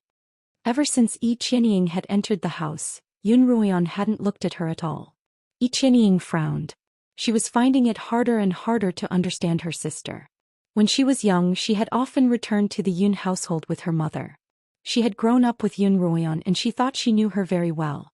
In her mind, Yun Ruoyan had been a genius at cultivation, and apart from cultivating, she had never taken the initiative to get close to anyone else. Everyone thought that she was proud and aloof, but Yi Qianying knew that it was only because of the birthmark on her face that she felt inferior. As a result, when she deliberately tried to get close to Yun Ruoyan, she easily gained her trust. After interacting with her for a while, she discovered that not only did Yun Ruoyan feel inferior, but she also had a soft and unassertive personality. When they played together, Yun Ruoyan would listen to everything the others said, never having any opinions of her own. She really didn't have the air of an elite or the air of a wife-born daughter. From then on, Xianxia looked down on Yun Ruoyan. When Yun Ruoyan became a cripple and an ugly girl, Xianxia hated her even more, feeling that she wasn't worthy of her status. Xianxia had helped Yun Ruoyao plot against Yun Ruoyan, trying to pull her down from her position as wife-born daughter. Only then would she feel better. But when did Yun Ruoyan suddenly change? She had become so unfathomable. Xianxia had plotted against her time and time again, but not only had Xianxia seen through them, she had even turned the tables on her. Yun Ruoyan felt Xianxia's gaze on her. She put down the teacup in her hand and turned back. "Sister, why are you looking at me like that? Brother Muyan warned you that if you look at my birthmark too much, you'll get a pinprick." Xianxia's train of thought was interrupted by Xianxia's taunting words. "Big sister really knows how to joke. Little sister is too worried for big sister." When we sent young Master Pei back, under Master Pei's questioning, we had no choice but to tell him that he had jumped into the lake to save his sister. Xianxia feigned helplessness. "Master Pei is very angry, saying that you don't understand etiquette. He wants you to go to the Pei Manor and take care of young Master Pei." Yun Ruoyan rubbed her forehead. "You're the ones who didn't make it in time to tell Pei Xiong, aren't you?" She didn't have a good impression of this father-in-law from her previous life. In her past life, after she had married into the Peis, they had exchanged no more than 3 sentences, and he had only treated her as a decoration. Now that he thought about it, the Pei family's patriarch Pei Xiong seemed like a brute, but he was actually extremely shrewd. It was very likely that he was the culprit behind the Yun and Lin family's scheme. "Sister, come back to the Pei residence with me now. Otherwise, if old Master Pei comes looking for us, it would be bad if he alarmed uncle." Seeing that Yun Ruoyan wouldn't budge, Xianxia brought up Yun Ruoyan's father to pressure her. Yun Ruoyan sighed as she recalled how in her past life, she had eagerly followed Pei Zio to the Pei household and taken care of him. In the end, she had even forced her grandfather to take out his family heirloom pill, saving him but harming both families. In this life, no matter what, she wouldn't repeat that mistake. Without the Lin family's pill, she wanted to see if Pei Zio would be able to survive. If he died just like that, it would be a clean death. "Sister, please pass on a message to old Master Pei that I've also fallen into the lake. Although my condition isn't as serious as young Master Pei's, I'm still bedridden and can't leave the house." Yun Ruoyan stood up. "When I'm a little better, I'll pay him a visit to thank him. I'm tired and I'm going to rest." Yun Ruoyan walked straight into her room. Xianxia sighed behind her, but when she didn't get a response, she flung her sleeves and left. Yun Ruoyan had Peony change the tub of hot water and she took a good bath. She had lost quite a bit of blood from the blood refining technique, and her body was indeed a little weak. After her bath, Yun Ruoyan went to sleep. As she slept, she heard Xilan's panicked voice. "Miss, it's bad. Miss, wake up." Yun Ruoyan opened her eyes and sat up on her elbows, only to see Xilan's anxious expression. "What's the matter?" "It's old Master Pei," Xilan stammered. Peony was trying to stop her, but she couldn't. Let me wake her up." Outside there was a commotion. "Let Yun Ruoyan out." A man's voice rushed into the courtyard, followed by Peony's voice. "Old Master Pei, Miss Ruoyan is resting. This is a lady's room and it's not convenient for you to enter." "She's still resting." Pei Xiong roared. "My son's about to die and she's still sleeping. Master Pei, you can't." Peony was still trying to stop him. "Old Master Pei, please wait a moment." A clear female voice came from within the room. "Wait until Ruoyan has tidied up her appearance." After Xilan helped Yun Ruoyan with her makeup, she opened the door and welcomed Pei Xiong into the room. She was very courteous. When Pei Xiong saw Yun Ruoyan standing gracefully in the hall and bowing at him, he didn't dare to be rude. "Old Master Pei, please sit." Yun Ruoyan gestured for him to sit. "No need. My son's in a critical situation and I don't have time for pleasantries. I'm a boorish man, so I won't beat around the bush." Old Master Pei suppressed the anger in his heart, his tone still unfriendly. The physician said that Zhou fell into the lake and the cold has entered his body, harming his spiritual essence. I need the Lin family's core foundation pill to save him. I'm here to get the pill from you. Old Master Pei's confident tone reminded Yun Ruoxue of her past life, when he had used the same tone to force her to go to the Lins to get the pill. At that time Yun Ruan had been so distraught that she had forgotten the importance of the pill to the Lins. All she could think about was saving Pei Zhou, kneeling in front of her grandfather and begging him. Old Master Pei, do you know that the core foundation pill doesn't belong to me? Yun Ruoyan asked calmly. Of course I do. It's an heirloom of the Lins, which is why I'm here to get it from you, Old Master Pei replied matter-of-factly. Old Master Pei's tone remained matter-of-fact.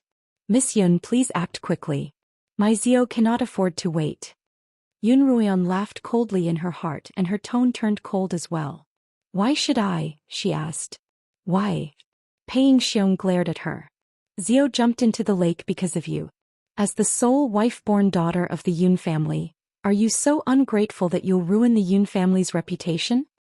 Old Master Pei, you must be mistaken. Yun Ruoyan didn't back down. First of all, Pei Zhou jumped into the lake himself and I was the one who saved him, not the other way around. If we're talking about gratitude, he should be the one doing it for me, not the other way around.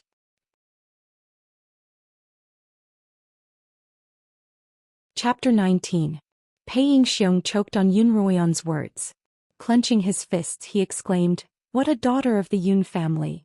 What a daughter of the Yun family! When Peony and Xilan saw that he was about to attack, they stepped in front of Yun Ruoyan, but Yun Ruoyan stepped in front of the two maidservants to protect her. Sister, your words are too heartless. Just then a female voice came from outside. The speaker was none other than Yi Qianying, who was supporting Madame An as she walked in. Although you were the one who saved young Master Pei in the end, it was also because of you that he risked his life for you. How could you say something so heartless? Yun Ruoyan couldn't help but curse Yi Qianying in her heart. Yun Ruoyan hadn't been frightened by Yi Qianying's appearance in the morning, but now that Pei Xiong had entered her courtyard, Yi Qianying had brought Madame An over. Madame An had always viewed her as a thorn in her side, a thorn in her flesh. Even when Yun Ruoyan was still an elite of the family, Madame An was polite to her on the surface. Now that she was crippled, Madame An would try to suppress her so that her own daughter could take over. Yun Ruoyan was displeased that someone who had never entered her courtyard had come looking for trouble. Despite her displeasure, she still bowed respectfully to Madame An. Mother, why aren't you resting at this hour? Why are you here at my cottage? Madame An ignored Yun Ruoyan's greeting, her expression stern. Ruoyan, your sister has already told me what happened this morning. How could you, as his elder sister, have your two sisters secretly send young Master Pei back without us knowing? Madame Anne's tone grew even harsher. If word of this gets out, you won't be the only one to be called an ingrate. The entire Yun family will bear the brunt of it. Mother. Yun Ruoyan straightened her back and replied in a tone that was neither servile nor overbearing. Being an ingrate is a little too much and I wouldn't do such a thing. I can't bear such a reputation and I definitely won't let my family bear it. Madame An nodded in satisfaction. Good. In that case, go to your grandfather's house and get your medicine. Get medicine. Yun Ruoyan put on an awkward expression. The core foundation pill is an heirloom of my maternal family, and there's only one left in this world. It's not something that can be taken out so easily. Madame An frowned. Ruoyan, didn't you just say? Mother, you misunderstood. Yun Ruoyan interrupted her. What I meant was that I don't owe the Peis anything, so I'm not being ungrateful. This has nothing to do with whether or not I took the medicine. As soon as she finished speaking, she heard a loud bang. Pei Xiong slammed his palm on the table. Because the force was too great, the table leg that withstood the force broke with a crack, and the tea set on the table fell to the ground. What a sharp mouth to distort the truth. Pei Xiong glared at Yun Ruoyan. I've truly witnessed the demeanor of the Yun family's wife-born daughter. It looks like I'll have to demand justice from Master Yun today. My daughter is stubborn and mischievous, please don't take offense at her. Madame An hurriedly tried to placate him. Master Pei is out on business today, so let me discipline my daughter. I'll be sure to give you a satisfactory answer. Hearing Madame Anne's words, Master Pei suppressed his anger, but his fists were still clenched tightly. Madame Anne turned around and looked at Yun Ruoyan sternly. I thought you were a sensible child, but I didn't expect you to be so stubborn and mischievous. After saying that, she sighed. Elder sister passed away early. Master and I doted on you and couldn't bear to be too strict with you, causing you to be so arrogant and spoiled. It looks like I'll have to discipline you more strictly in the future. As your mother, I order you to retrieve the pill from the Lins. Mother, you're making things difficult for me. Everyone knows how important the core foundation pill is to the Lins, and I'm a member of the Yun family, so I can't make the decision for the Lins. Even if father himself gave me the order, I'd say the same thing. Yun Ruoyan had already made up her mind. Even if the emperor himself were to appear, she wouldn't go retrieve the pill. Very well. Pei Yingxiong's voice was low, but the anger in his heart was boiling. Since you're unwilling to save Xiao, then you'll have to accompany him in death. As he spoke, he swung his fist at Yun Ruoyan. It was fast and vicious, and in the blink of an eye, it was right in front of Yun Ruoyan. Everyone thought that Yun Ruoyan wouldn't be able to dodge this punch. Pei Yingxiong was a renowned forge master, and with his cultivation he could easily kill Yun Ruoyan with a single punch. But just as the fist was about to land on Yun Ruoyan, she somehow managed to dodge it.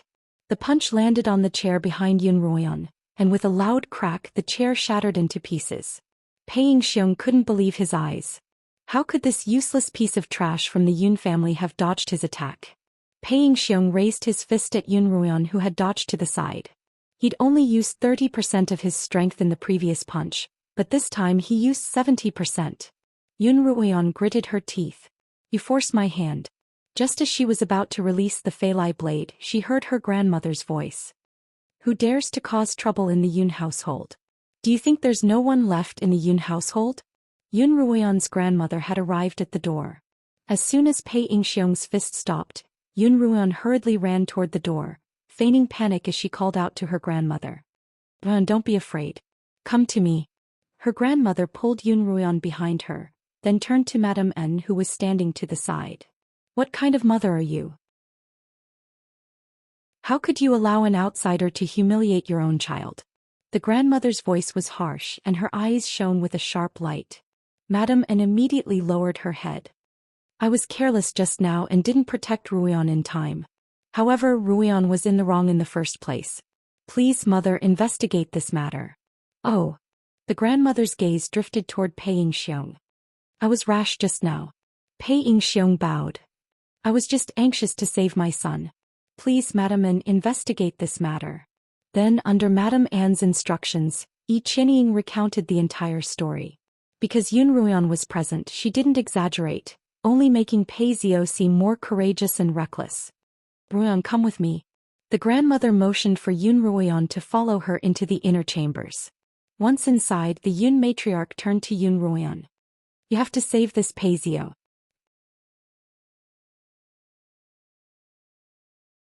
Chapter 20. Yun Ruoyan hadn't expected her grandmother, who had clearly sided with her at the start, to suddenly change her tune. Although she didn't understand why, she still maintained her stance.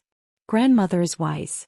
Although Pei Xiao jumped into the frigid lake, it was not as simple as saving me as my sister said. The Yun matriarch smiled approvingly at Yun Ruoyan's words. Tell me, what do you mean by, not simple? Although Pei Xiao has always been very attentive to me, I can tell that he didn't mean it. Although he tried his best to hide it, I could still detect the disgust he revealed when he looked at me. Yun Ruoyan subconsciously touched the birthmark on her face. When Pei Xiao looked at her birthmark, she could clearly see the disgust in his eyes. Even she was surprised that she hadn't noticed such an obvious disgust in her past life. At the time, she had been so self-abased that if a man treated her well, she would entrust herself to him without a care in the world. What a pitiful fool. Her grandmother sighed and held her hand, her gaze both approving and loving. You're truly a smart child. I'm relieved. She patted Yun Ruoyan's hand and continued. If the Peis want to form a relationship with us, then Pei Yingxiong will have to rely on his son. I'm sure that Pei Xiao listened to his father's arrangements and purposefully befriended you. Yun Ruoyan looked at her grandmother's wizened face as though nothing could escape her eyes. In her past life, when she had insisted on marrying Pei Xiao, her grandmother hadn't agreed either. But at the time she had been blinded by her own greed and couldn't see this. It's just that Pei Yingxiong himself didn't expect such an accident to occur. Pei Xiao is the only son of the Pei family, and if he really dies the two families will be at odds. Her grandmother looked at Yun Ruoyan. The Li kingdom is expanding its influence, and it's better for the Yuns to have a friend than an enemy. Yan, for the sake of the bigger picture you have to go and get the core foundation pill to save Pei Xiao. Her grandmother's analysis was very reasonable and Yun Ruoyan couldn't refute her. She really wanted to tell her grandmother that saving Pei Xiao would very likely harm both the Yuns and the Lins. However, she knew that no one would believe the words of a 13-year-old child, so she could only take it one step at a time. Grandmother. Yun Ruoyan lowered her head obediently. I'll listen to you. Yun Ruoyan hurried to the Lin manor with Pei Yingxiong. When the Lin sisters saw Yun Ruoyan, they warmly pulled her aside to talk to her. This touched Yun Ruoyan, who hadn't experienced much sisterhood in her past life. Miss Yun, please hurry up, Pei Yingxiong impatiently urged from the side. When Lin Qingxue and Lin Qingchen saw a stranger follow Yun Ruoyan into their home, they looked at her suspiciously. Yun Ruoyan didn't have time to explain. Instead she asked for her grandfather's whereabouts. Lin Qingxue told her that her grandfather had been in the pill-making chambers these past few days. She knew that her grandfather must have been refining an antidote for her, and her heart was moved. Pei Yingxiong wanted to follow her, but the Lin siblings stopped him in the main hall. Grandfather, Yun Ruoyan called out softly as she walked into the outer room of the pill-making chambers. Pill-making was an extremely taxing task, and Yun Ruoxia was most afraid of interruptions. After calling out to her grandfather, she waited quietly outside. Yan, you're here. Lin Zainan's voice came from within. Come in. Only then did Yun Ruoyan enter the pill-making chambers. Lin Zainan was sitting cross-legged in front of a cauldron about half the height of a grown man, a white flame blazing within. Lin Zainan pushed out his palms, infusing spiritual energy into the cauldron as the white flame danced. There were 4 professions on the Qingyuan continent: Pill Masters, Forge Masters, Blade Masters and Summoners. Pill Masters were the rarest of the 4, and there were no more than 3 Pill Masters of Lin Zainan's caliber in the entire Li kingdom. As a result, even though the Lin family was small, they weren't afraid of outsiders, much less the Peis. If not for Yun Ruoyan, they probably wouldn't even be able to enter the Lin manor. Lin Zainan clasped his hands together and opened them toward the cauldron. A brown pill flew out of the cauldron and into his palm, and he turned to look kindly at Yun Ruoyan. Yan, is there something you need from me this time? Usually Yun Ruoyan wouldn't disturb him while he was refining pills, so Lin Zainan was able to guess that she had something to ask of him. Yan, I do have something to ask of you.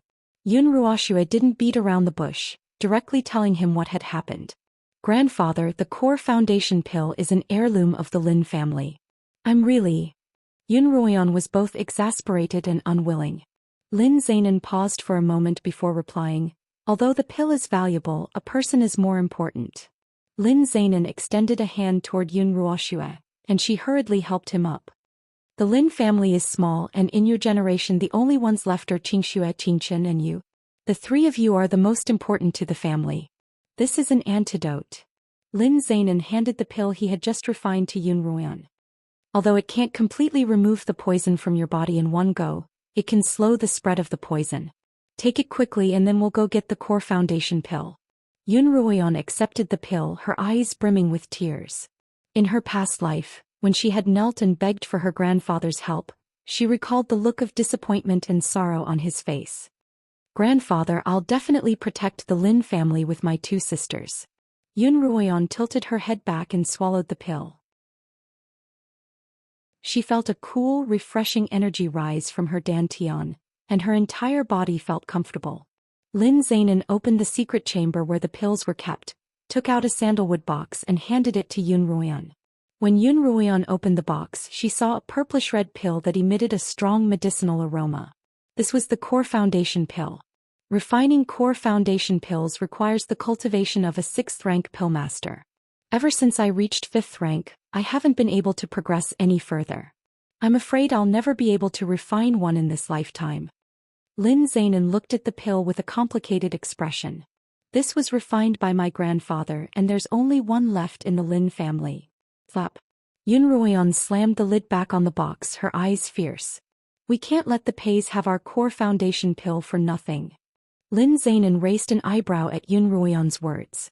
Do you have any ideas? Yun Ruoyan nodded. I've unintentionally heard that the Peis have a high-grade pill furnace. Why don't we exchange it for paying xiangs? Lin Zainan looked at Yun Ruoyan in surprise. Not everyone knew that the Peis had a high-grade pill furnace. It turned out that a few hundred years ago, the Peis had produced a talented pill master. Unfortunately, it was short-lived, and after that pill master, the Peis had never produced another talented pill master. Although the pill furnace left behind by that pill master was a treasure, it was little more than a decoration in the Peis household, and it was slowly forgotten. In her past life, in order to win over a pill master from another kingdom, Pei Yingxiong had given the furnace as a gift, and Yun Ruoyan had been present at the time. Lin Zainan didn't know that Yun Ruoyan had been reborn. All he knew was that his grandson had always been hiding his abilities, but his ears and eyes were actually quite sharp. He must have unintentionally heard someone mention it and remembered it. The Lin family wasn't like the Yun family. Yun Ruoyan didn't have a mother to look after her, and not only had she been disfigured by poison, her talent for cultivation had been restricted. If she hadn't known how to hide her abilities, she probably wouldn't have lived to this day. He was growing more and more fond of this granddaughter of his. All right, we'll do as you say.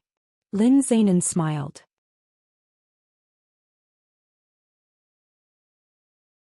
Chapter 21.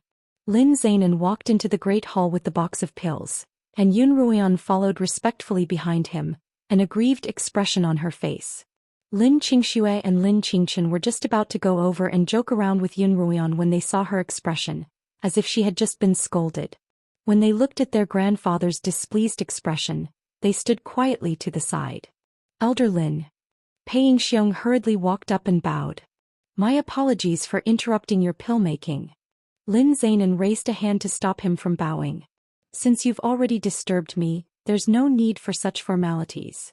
Pei Yingxiong looked embarrassed, but he continued. My son, Pei Zio, jumped into the lake to save Elder Lin's granddaughter. Now that he's in grave danger, please bestow a core foundation pill upon him. As the head of a pill-making family and a fifth-rank pill master himself, Lin Zainan's status in the Li Kingdom was extraordinary. Pei Yingxiong dared to act arrogantly in the Yun household, but in front of Lin Zainan he had no choice but to lower his head. Already told me about this matter.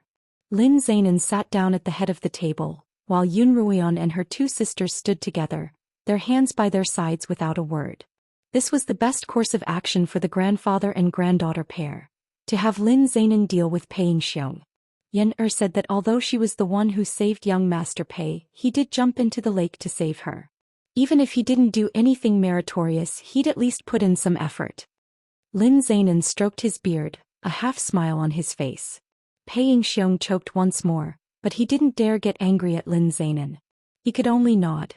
Yes, my son didn't know how to swim and he was a little rash, but he had good intentions. Saving a life is a good thing, but he has to act within his means. If he were to lose his life, it wouldn't be worth it. Pei Yingxiong could clearly hear the hidden meaning in Lin Zainan's words, and he immediately blushed.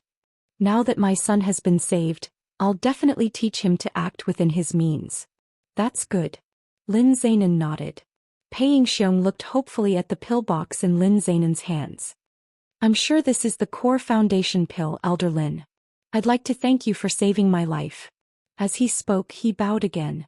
Yun Ruoyan, who was watching from the sidelines, couldn't help but admire Pei Yingxiong. Back at the Yun manor, he treated her like a lord. But in front of his grandfather he immediately became a grandson. This change was too fast. Wait. Lin Zainan interrupted him once more, raising the core foundation pill in front of him with a hint of reluctance in his tone. This is the last foundation pill of my Lin family. It is the blood, sweat and tears of my ancestors. Pei Yingxiong stared unblinkingly at the foundation fortifying pill in Lin Zainan's hand, afraid that something might happen.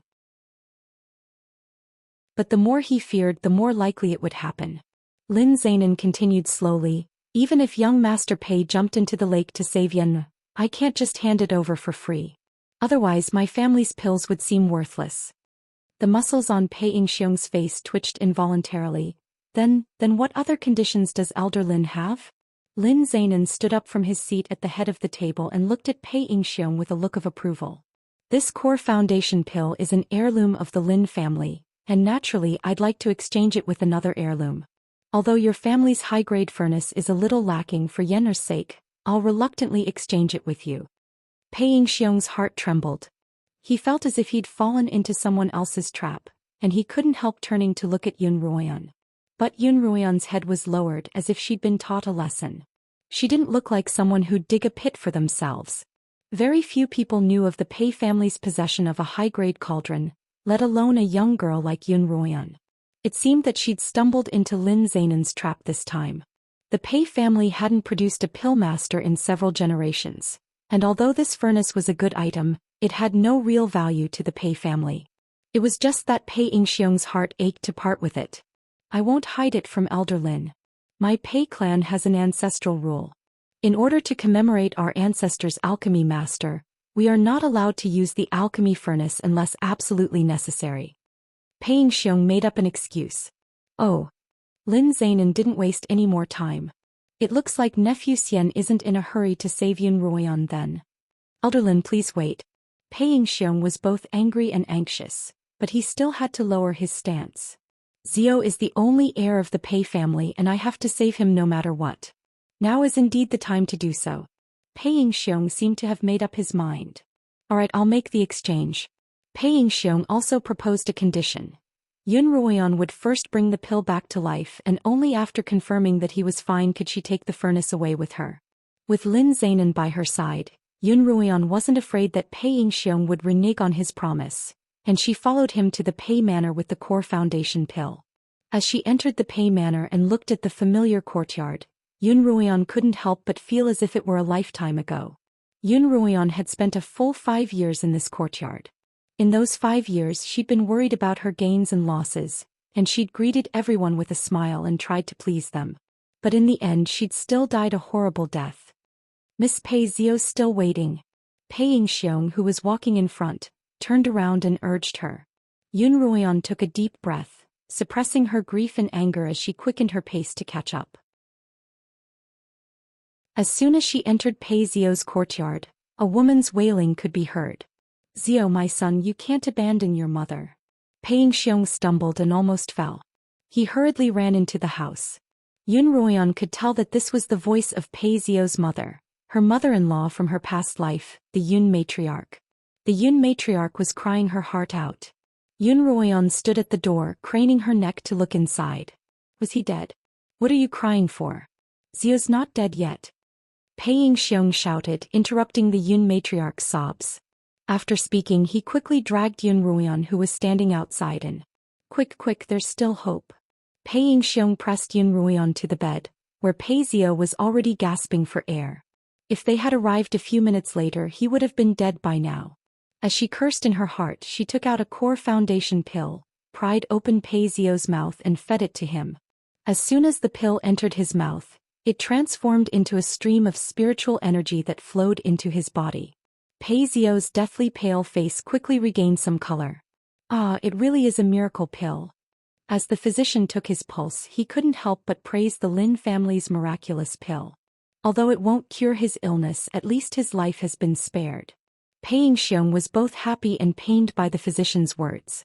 Now that the core foundation pill had taken effect, the Pei family's high-grade furnace would have to change its name. Elder Pei, Yun Ruoyan began. Since young Master Pei is fine, I won't stay any longer. Yun Ruoyan didn't want to stay a moment longer. I'll have to trouble Elder Pei to bring me the furnace so that I can report to grandfather. I'll definitely bring it out, Pei Yingxiong said as if to negotiate. But although Zio's life has been spared, he's still unconscious.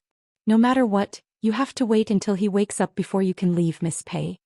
Yun Ruoyan was very angry at Pei Yingxiong's deliberate delay, but it wasn't wise to lose her temper in someone else's territory. After all, young Master Pei jumped into the lake to save me. It's only right that I thank him when he wakes up, Yun Ruoyan lied. The physician told Pei Zio that he needed to rest, and all the servants left the room, leaving only Yun Ruoyan and the bedridden Pei Zio in the room. Yun Ruoyan sat down on a chair and played with her hands in boredom. Suddenly, she discovered a purple mole on the middle finger of her right hand. Yun Ruoyan reached out to touch it and it felt cold. What's this? This is a mark left behind by the Feilai blade. Master has only just tamed the Feilai blade and he hasn't fully fused with it yet, so there's a mark on it. When Master and the Feilai blade are completely fused, the mark will disappear. Oh, I see. Yun Ruoyan nodded in understanding. Master, you can now close your eyes and sense the presence of the Feilai blade, Qiuqiu continued. Yun Ruoyan followed Qiuqiu's instructions and focused, using her mental energy to probe her mind. Immediately, the Feilai blade appeared, floating in her mind. As if sensing her mental energy, the Feilai blade began to spin in her mind, and Yun Ruoyan couldn't help but point a finger at it. A ray of purple light shot out from Yun Ruoyan's right middle finger, breaking through the window with a crack. Ah, Master, you still can't control it well enough. Quick, take it back. Yun Ruoyan was both excited and nervous. She hurriedly followed Qiuqiu's instructions and recalled the Feilai blade. Once again, a ray of purple light shot into her middle finger, forming a small purple mole. Ah, it's so cold. Just then the unconscious Paisio on the bed spoke up. When she had released the Feilai blade earlier, it had indeed brought with it a wave of cold air. Why was Paisio so sensitive? Yun Ruoyan clenched her right hand guiltily. The Feilai blade and her pocket dimension were her greatest and most important secrets, and before she could protect herself, she couldn't let anyone else know about them. You're awake. Yun Ruoyan walked up to Paisio's bed and asked, Did you just wake up? Are you all right? Paisio seemed to have just woken up and he looked at Yun Ruoyan with concern. I'm so glad you're all right. I saw you fall into the lake, His concerned expression was quite bewitching, but Yun Ruoyan had long since seen through him. I'm very well, young Master Pei, you should worry more about yourself. Yun Ruoyan interrupted him, her hands clasped behind her back. Since you're awake, young Master Pei, I'll be taking my leave. Yun Ruoyan turned to leave, but Paisio suddenly grabbed her hand. I've only just woken up and you're leaving? His tone was aggrieved. The moment he held her hand, Yun Ruoyan's hair stood on end. It was that same hand that had forced the poison into her mouth.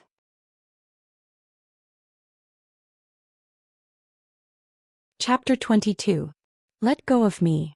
Yun Ruoyan suddenly yelled, flinging Paisio's hand away with all her might. Paisio froze for a moment before reacting. What's wrong with you? Why are you being so fierce with me? We're clearly on good terms. Yun Ruoyan turned around and looked at the handsome youth. Slowly, that innocent youth's face transformed into that of an adult, cold and unfeeling Paisio. Yun Ruoyan suppressed the urge to slap him. Young Master Pei, I'm afraid you've misunderstood. I've never been on good terms with you. She suddenly smiled miserably as she rubbed the birthmark on her face. You clearly hate my birthmark, but you're still pretending that you don't care about it. What's the point of that? Paisio didn't know how to react and all he could do was stare at Yun Ruoyan in a daze. Yun Ruoyan called a servant to take care of Paisio while she went to find Xianxia. Xianxia had no reason to delay any longer, and he had no choice but to hand over the pill refining furnace. Yun Ruoyan took the furnace and returned to the Lin Manor. Lin Zainan, Lin Qingxue and Lin Qingchen were all waiting for her in the great hall. As soon as they saw her enter, they immediately rushed up to greet her. Sister, you're finally back. We were just about to go to the Pei Manor and ask for you, Lin Qingxue said. Sister, did the Pei family make things difficult for you? Lin Qingchen asked, concerned. They wouldn't dare, Lin Zainan replied confidently. Not just anyone can bully a member of the Lin family. Yun Ruoyan's nose twitched. Not only did they not dare to bully me, but they even had to obediently hand over the treasure to me. Yun Ruoyan removed the bag from her shoulders, revealing a small metal box. When she opened the box, the high-grade pill refining furnace was revealed. So this is a high-grade pill refining furnace? It's so small. Lin Qingxue exclaimed. It's even smaller than the pots in the kitchen. Everyone couldn't help but laugh at her analogy. Yun Ruoyan took out the pill refining furnace, about the size of an incense burner, and handed it to Lin Zainan. Grandfather, look at this. Lin Zainan said as he took the cauldron and fiddled with it. The smaller a pill refining furnace is, the more valuable it is because the smaller it is, the more firepower it can condense. However, most alchemy furnaces were too small to withstand the flames. Only high-grade alchemy furnaces can produce the effect of condensing spirit fire and double the medicinal effect of the refined pills. Lin Zainan stared at the cauldron in his hands, his eyes shining brightly. This really is something good. Every pill master's eyes would light up at the sight of good ingredients in furnaces, she thought. In the future, grandfather, with this treasure, you'll be able to refine even better pills. Yun Ruoyan smiled and the Lin sisters nodded in agreement. However, Lin Zainan handed the furnace back to Yun Ruoyan. Yun Ruoyan looked at her grandfather in confusion. Lin Zainan smiled. Furnaces have their own spirituality. Since you're the one who obtained it, it must be fated to be with you. Just keep it well. Although Yun Ruoyan wasn't sure if she could become a pill master, she still accepted the furnace under her grandfather's insistence. The Lin sisters were both envious and happy for their elder sister who had such a bad fate. The three sisters surrounded the small medicine furnace and chattered non-stop. Lin Zainan stroked his beard and smiled, sighing inwardly. If only the Lins were so lively every day. Thanks to her grandmother's intervention, Pei Zio's fall into the lake hadn't alarmed Yun Lan. Yun Ruoyan also didn't mention that Yun Ruoyao had plotted to push her into the lake. Her grandmother had just changed her opinion of her, and she didn't want to cause any more trouble. However, after this incident, the other women of the Yun family had changed their opinion of Yun Ruoyan. Her grandmother naturally viewed her in a new light, and Madame N and the others no longer dared to bully her. These days, apart from the occasional visit to the Lins to consume the antidotes that Lin Zainan had refined for her, Yun Ruoyan spent almost all of her time in her cottage practicing with the Feilai blade. Every time she practiced, Peony and Xilan would stand guard outside the courtyard, while she would close the door and practice in solitude. Peony and Xilan didn't ask too many questions, but they knew that their young mistress must have been disgruntled at being reduced from a genius to a good-for-nothing. After a long period of hard work, their young mistress had finally regained her talent for cultivation, and had even defeated the second miss and the second young master in a duel. As they thought of this, the two maidservants felt even more respect and loyalty towards their mistress. Yun Ruoyan stood in the middle of the room, controlling the Feilai blade to fly around herself. After just 2 laps, she was already sweating profusely. It seemed that her third-rank spiritual energy cultivation wasn't sufficient for her to control the Feilai blade to its fullest potential. She was afraid that she wouldn't even be able to exert half of its power, and could only perform simple attacks.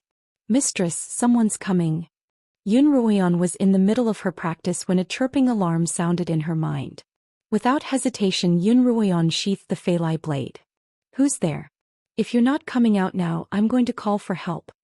Yun Ruoyan looked around the room. The doors and windows were tightly shut, so there couldn't be anyone in the room.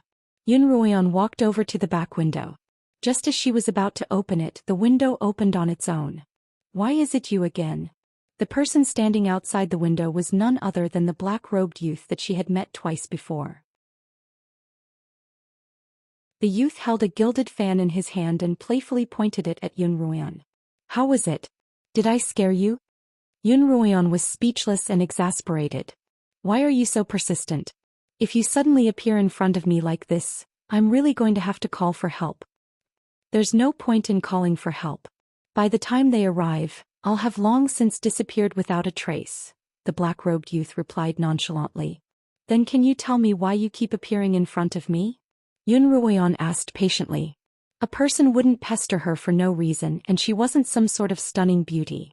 I was asked to do so by someone. The black-robed youth tapped rhythmically on the windowsill with his gilded fan. Last time someone asked me to give you a quintessence pill. Have you eaten it yet? If the youth hadn't mentioned it, Yun Ruoyan would have almost forgotten about it. She hurriedly added, I've done nothing to deserve it. Just you wait.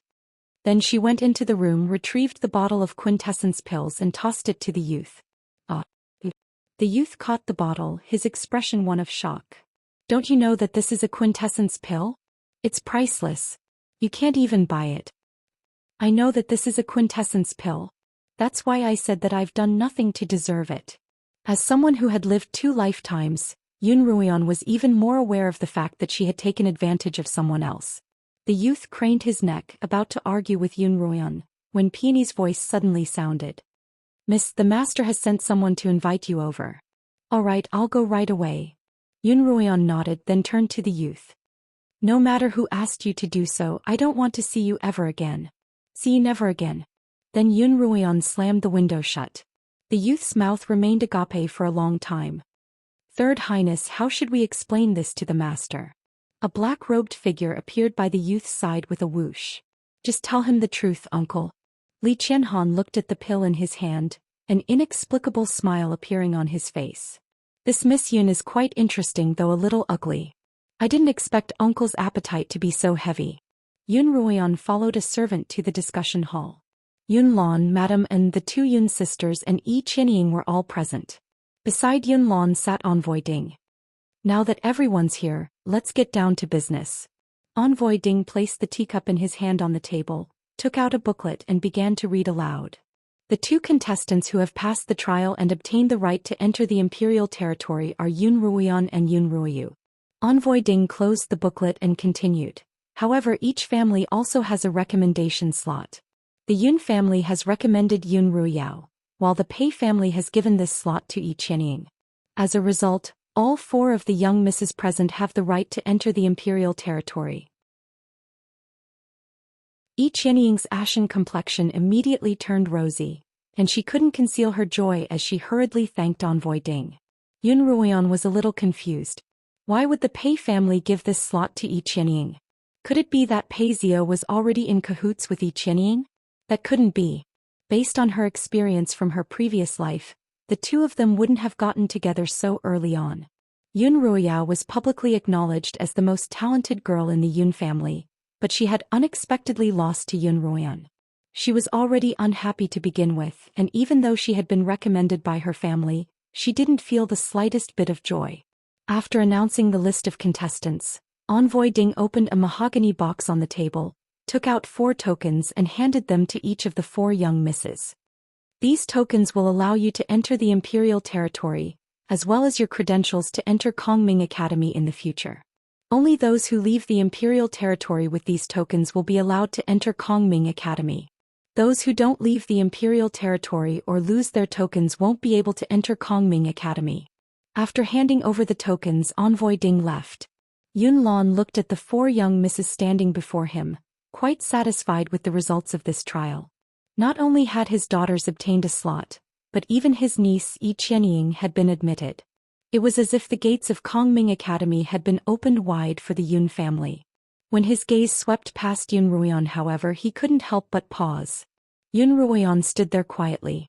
Her face was neither happy nor angry, only calm. As for the other 3 young misses by her side, Yi Qianying's face was still flushed red. She couldn't conceal her joy at having unexpectedly obtained a slot to enter the imperial territory. Yun Ruoyao, on the other hand, gripped the token tightly in her hands. She had always been quite talented, and although she had been slightly inferior to Yun Ruoyan in the beginning, she had eventually caught up and won Yun Lan's favor. This time, however, she had unexpectedly lost to Yun Ruoyan and had to rely on her family's recommendation to enter the imperial territory. Her eyes were filled with resentment.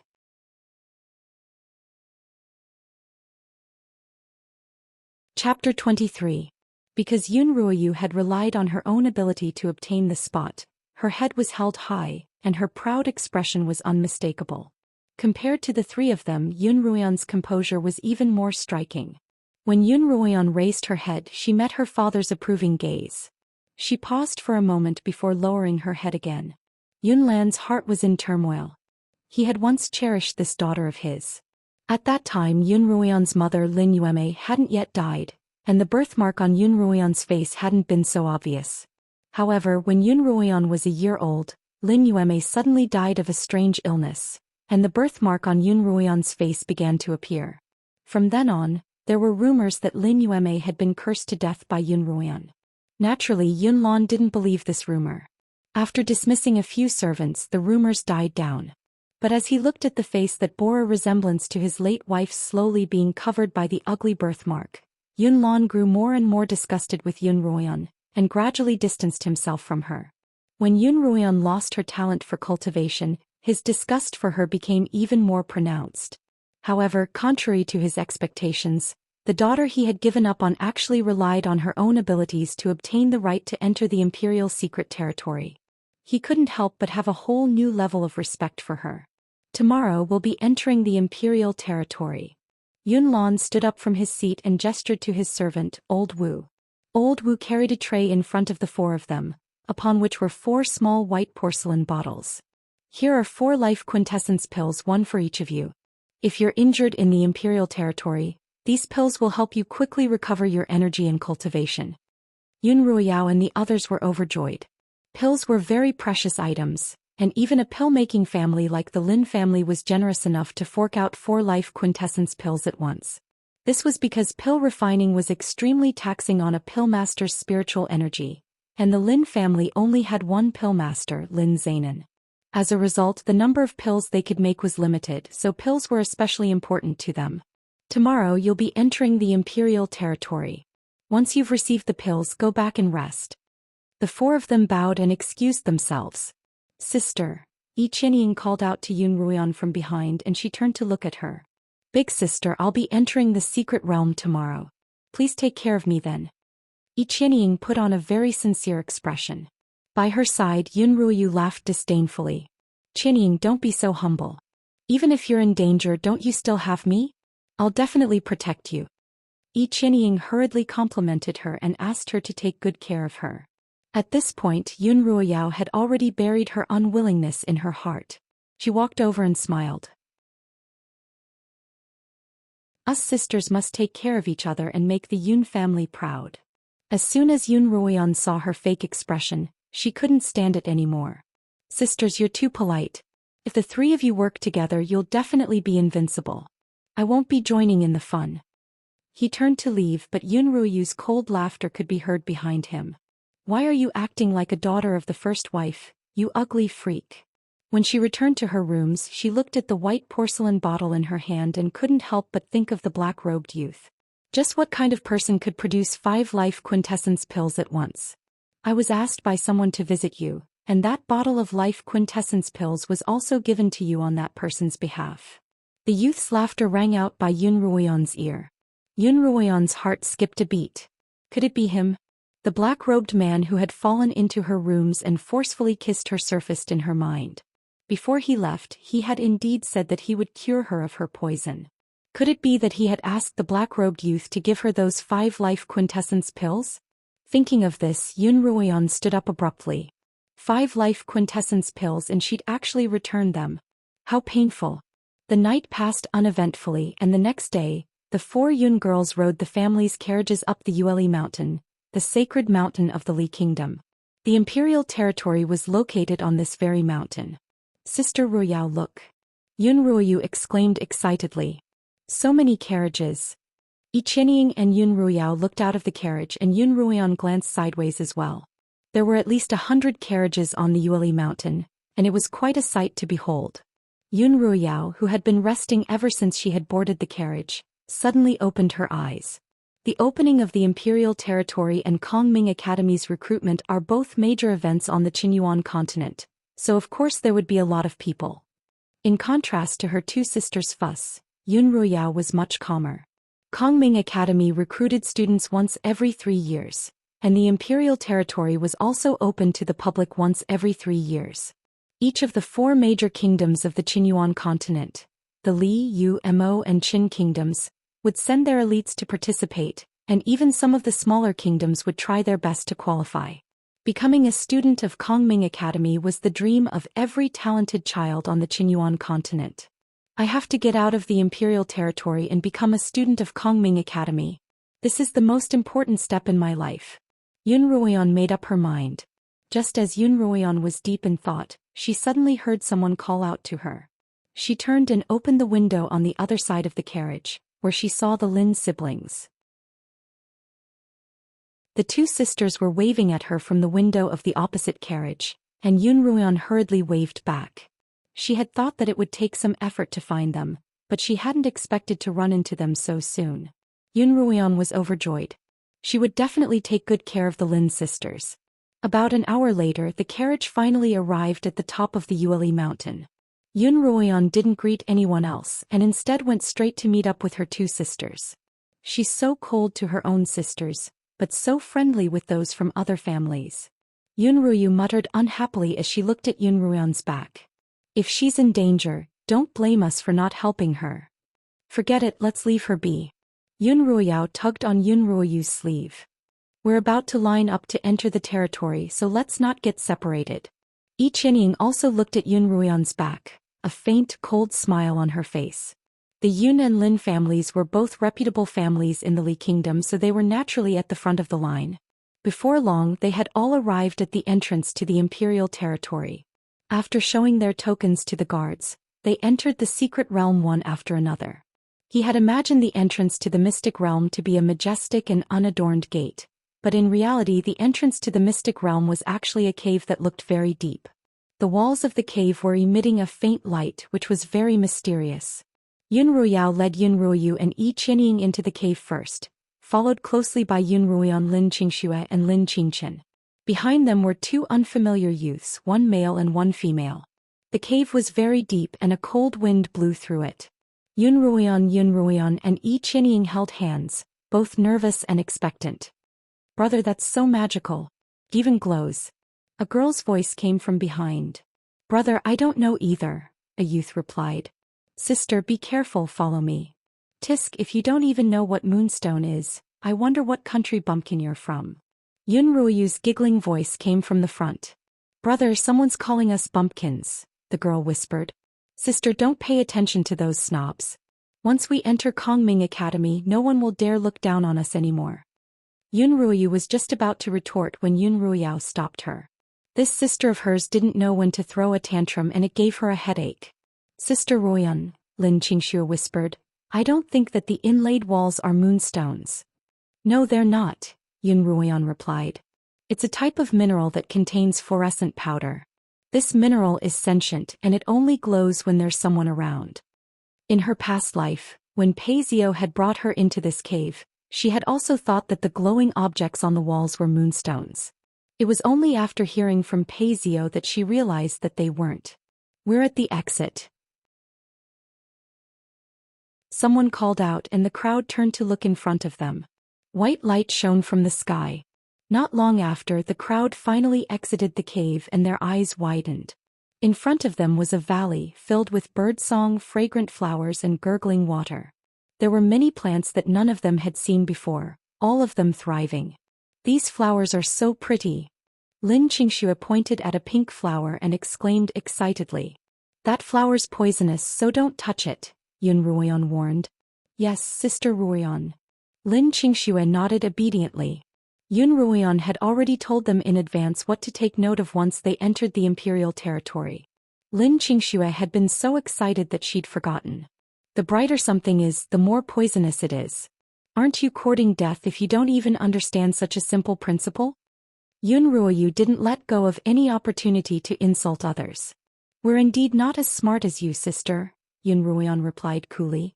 Why don't we split up so that we don't drag you down? As soon as Yun Ruoyan finished speaking, she led the two Lin sisters down another path. If Sister Ruoyan doesn't come with us, won't Uncle blame us if we encounter any danger? After all, she's the wife-born daughter of the Yun family and she's of noble status, Yi Qianying whispered. Tui, she's just a figurehead. Sister Qianying, do you really think so highly of her? Yun Ruoyu tugged on Yun Ruoyao's sleeve. In my heart, Sister Ruoyao is the real sister. Hearing Yun Ruoyu's words, Yun Ruoyao's expression was calm, but her heart was filled with joy. She's the one who wants to go alone. If anything happens to her, it won't be our fault. Yun Ruoyao led her sisters in the opposite direction. After shaking off the Yun sisters, Yun Ruoyan brought the Lin sisters to an empty spot and sat down.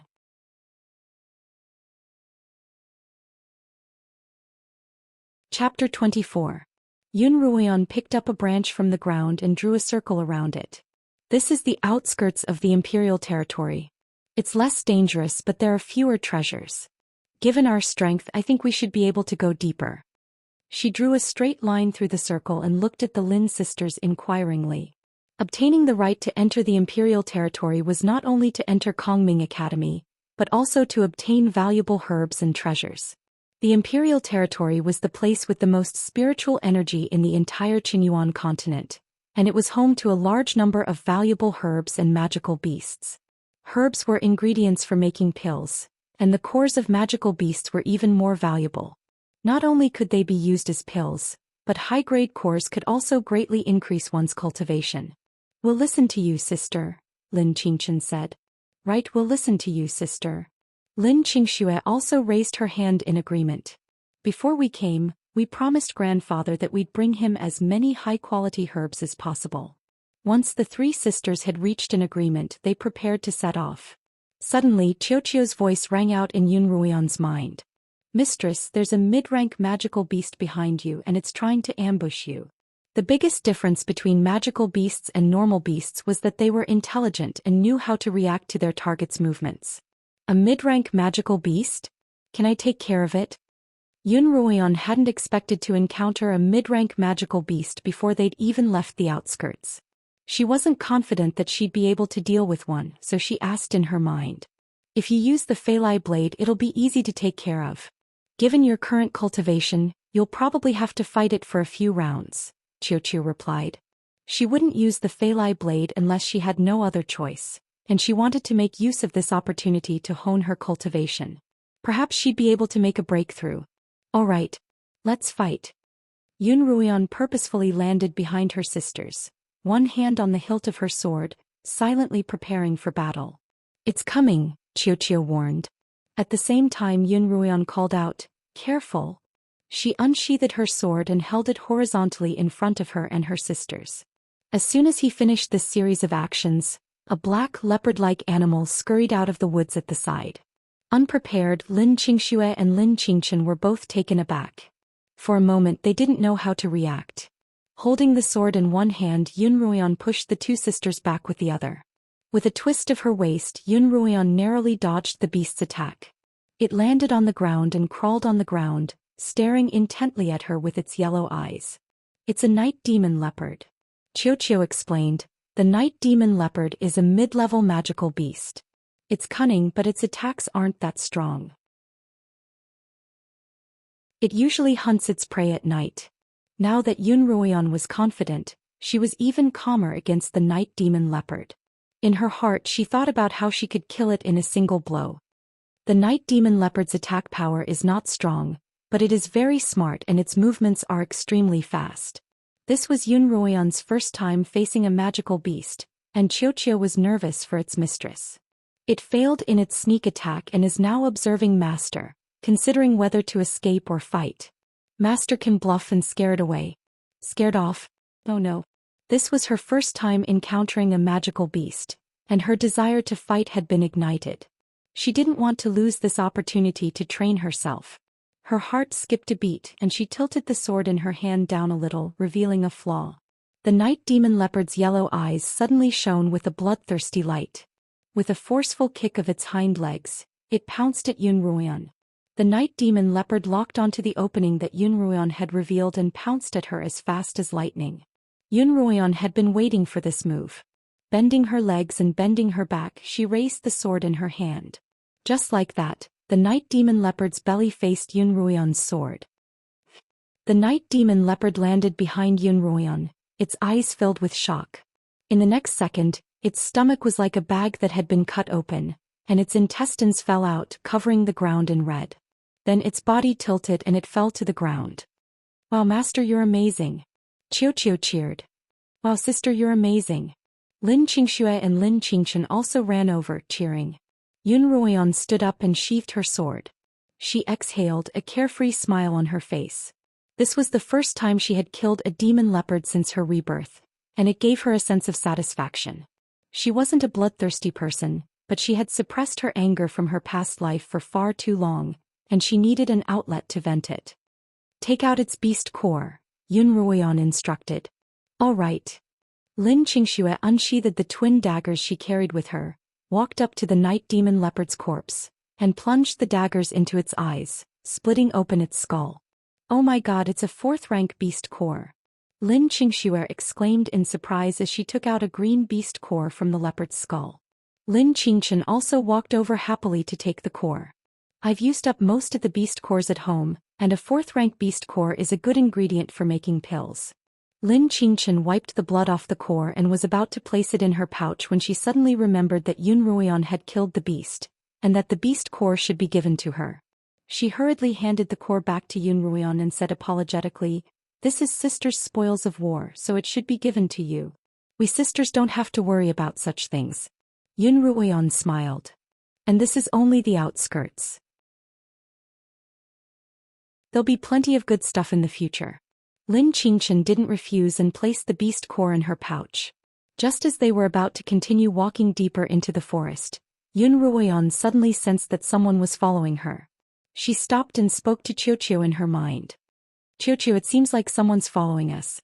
Do you feel it?" Qiu called out cheerfully. "It's just 2 commoners, no threat at all. I didn't expect you to discover us so quickly." It turned out that Qiu hadn't warned Yun Ruoyan on purpose to test her sensitivity. "Even if they're commoners, we can't let them follow us secretly. If they're hiding, they'll be a threat." Yun Ruoyan's past life's experience had left a deep impression on her. "Come out. No matter who you are, if you're hiding, you're an enemy." Yun Ruoyan stopped and shouted in the direction of the human aura. Lin Qingxue and Lin Qingchen also stopped. "What's the matter?" Lin Qingxue asked. "Someone's following us and sister noticed," Lin Qingchen explained in a small voice. The 2 of them followed Yun Ruoyan's gaze. There was a rustling in the grass and then a boy and a girl appeared. "It's you." Lin Qingxue immediately recognized the 2 of them as the siblings who had been following them in the cave. "Why are you following us?" Lin Qingchen asked, her tone unfriendly. "No one would be happy to be followed by someone else." "We didn't mean to follow you," the younger girl explained. The boy's gaze lingered on Yun Ruoyan, causing her to frown. However, his gaze was probing and he didn't seem to have any ill intentions, so she couldn't reprimand him. "If you didn't mean to, then why?" Lin Qingxue asked, amused. The girl's face reddened and she tugged at the boy beside her, motioning for him to speak. The boy finally shifted his gaze away from Yun Ruoyan and looked at Lin Qingxue. "We're following the scent of magical beasts." "You can smell magical beasts?" Lin Qingxue stared at the boy in surprise. The 2 sisters who had appeared out of nowhere were dressed in plain linen clothing, and it was obvious that they weren't from a prominent family. Yun Ruoyan and the Lin sisters were all dressed in neat clothing, and the scions of the larger families would even wear armor to protect themselves. None of them looked as shabby as the 2 sisters in front of them. The boy had a bow on him and the girl had no weapon at all. Faced with the trio's questioning gazes, the girl quickly hid behind the boy, but the boy didn't seem to be affected. "We're beastkin," the boy began. "My name is Zhou Yifeng and this is my sister Zhou Lin." "Beastkin? You're the beastkin that's rumored to be on the verge of extinction." Lin Qingxue's shock was apparent on her face. Yun Ruoyan and Lin Qingchen were equally surprised. "Yes, we're the few remaining beastkin in the world," Zhou Yifeng replied. "We beastkin have an innate talent for hunting magical beasts, and my sister is extremely sensitive to their scent. She was the one who found us." Yun Ruoyan looked at Zhou Lin, who was hiding behind Zhou Yifeng. The girl was only about 10 years old and she was very small and skinny. She didn't know how they'd managed to qualify for the imperial territory. "My cultivation isn't bad and I'm a good hunter, but I need someone to look after my sister when I'm in battle." Zhou Yifeng looked a little older, about 14 or 15 years old. His eyes were bright and they shone with determination. "We'd like to form a team with you and we hope you'll agree." To be honest, the 2 siblings weren't particularly annoying, but the more people there were, the bigger the target would be and their movements would be hindered. Zhou Yifeng seemed to have guessed their concerns. "I can carry my sister on my back when we're traveling so she won't be a burden to you. I'm already a 5th-rank blade master, so I'll definitely be able to take care of her." Having a 5th-rank blade master as a combat partner was indeed quite tempting, but Yun Ruoyan still had her reservations. Just as Lin Qingxue and Lin Qingchen were about to agree, Yun Ruoyan immediately refused. "No. We don't know each other well, and if we don't have absolute trust in each other, it'll be very dangerous. Let's go our separate ways." Yun Ruoyan pointed at a fork in the road in front of her. "We'll take the left and you take the right. We'll meet again." She led the way into the fork with Lin Qingchen following closely behind. Lin Qingxue hesitated for a moment before following. After a few steps, Lin Qingxue subconsciously looked back, and her gaze just happened to meet Zhu Yifeng's. Her heart skipped a beat. That boy's eyes were so bright. You're tuning in to the Zhou Xian's Legacy YouTube channel. Don't forget to subscribe and join us on this journey to catch the most captivating stories.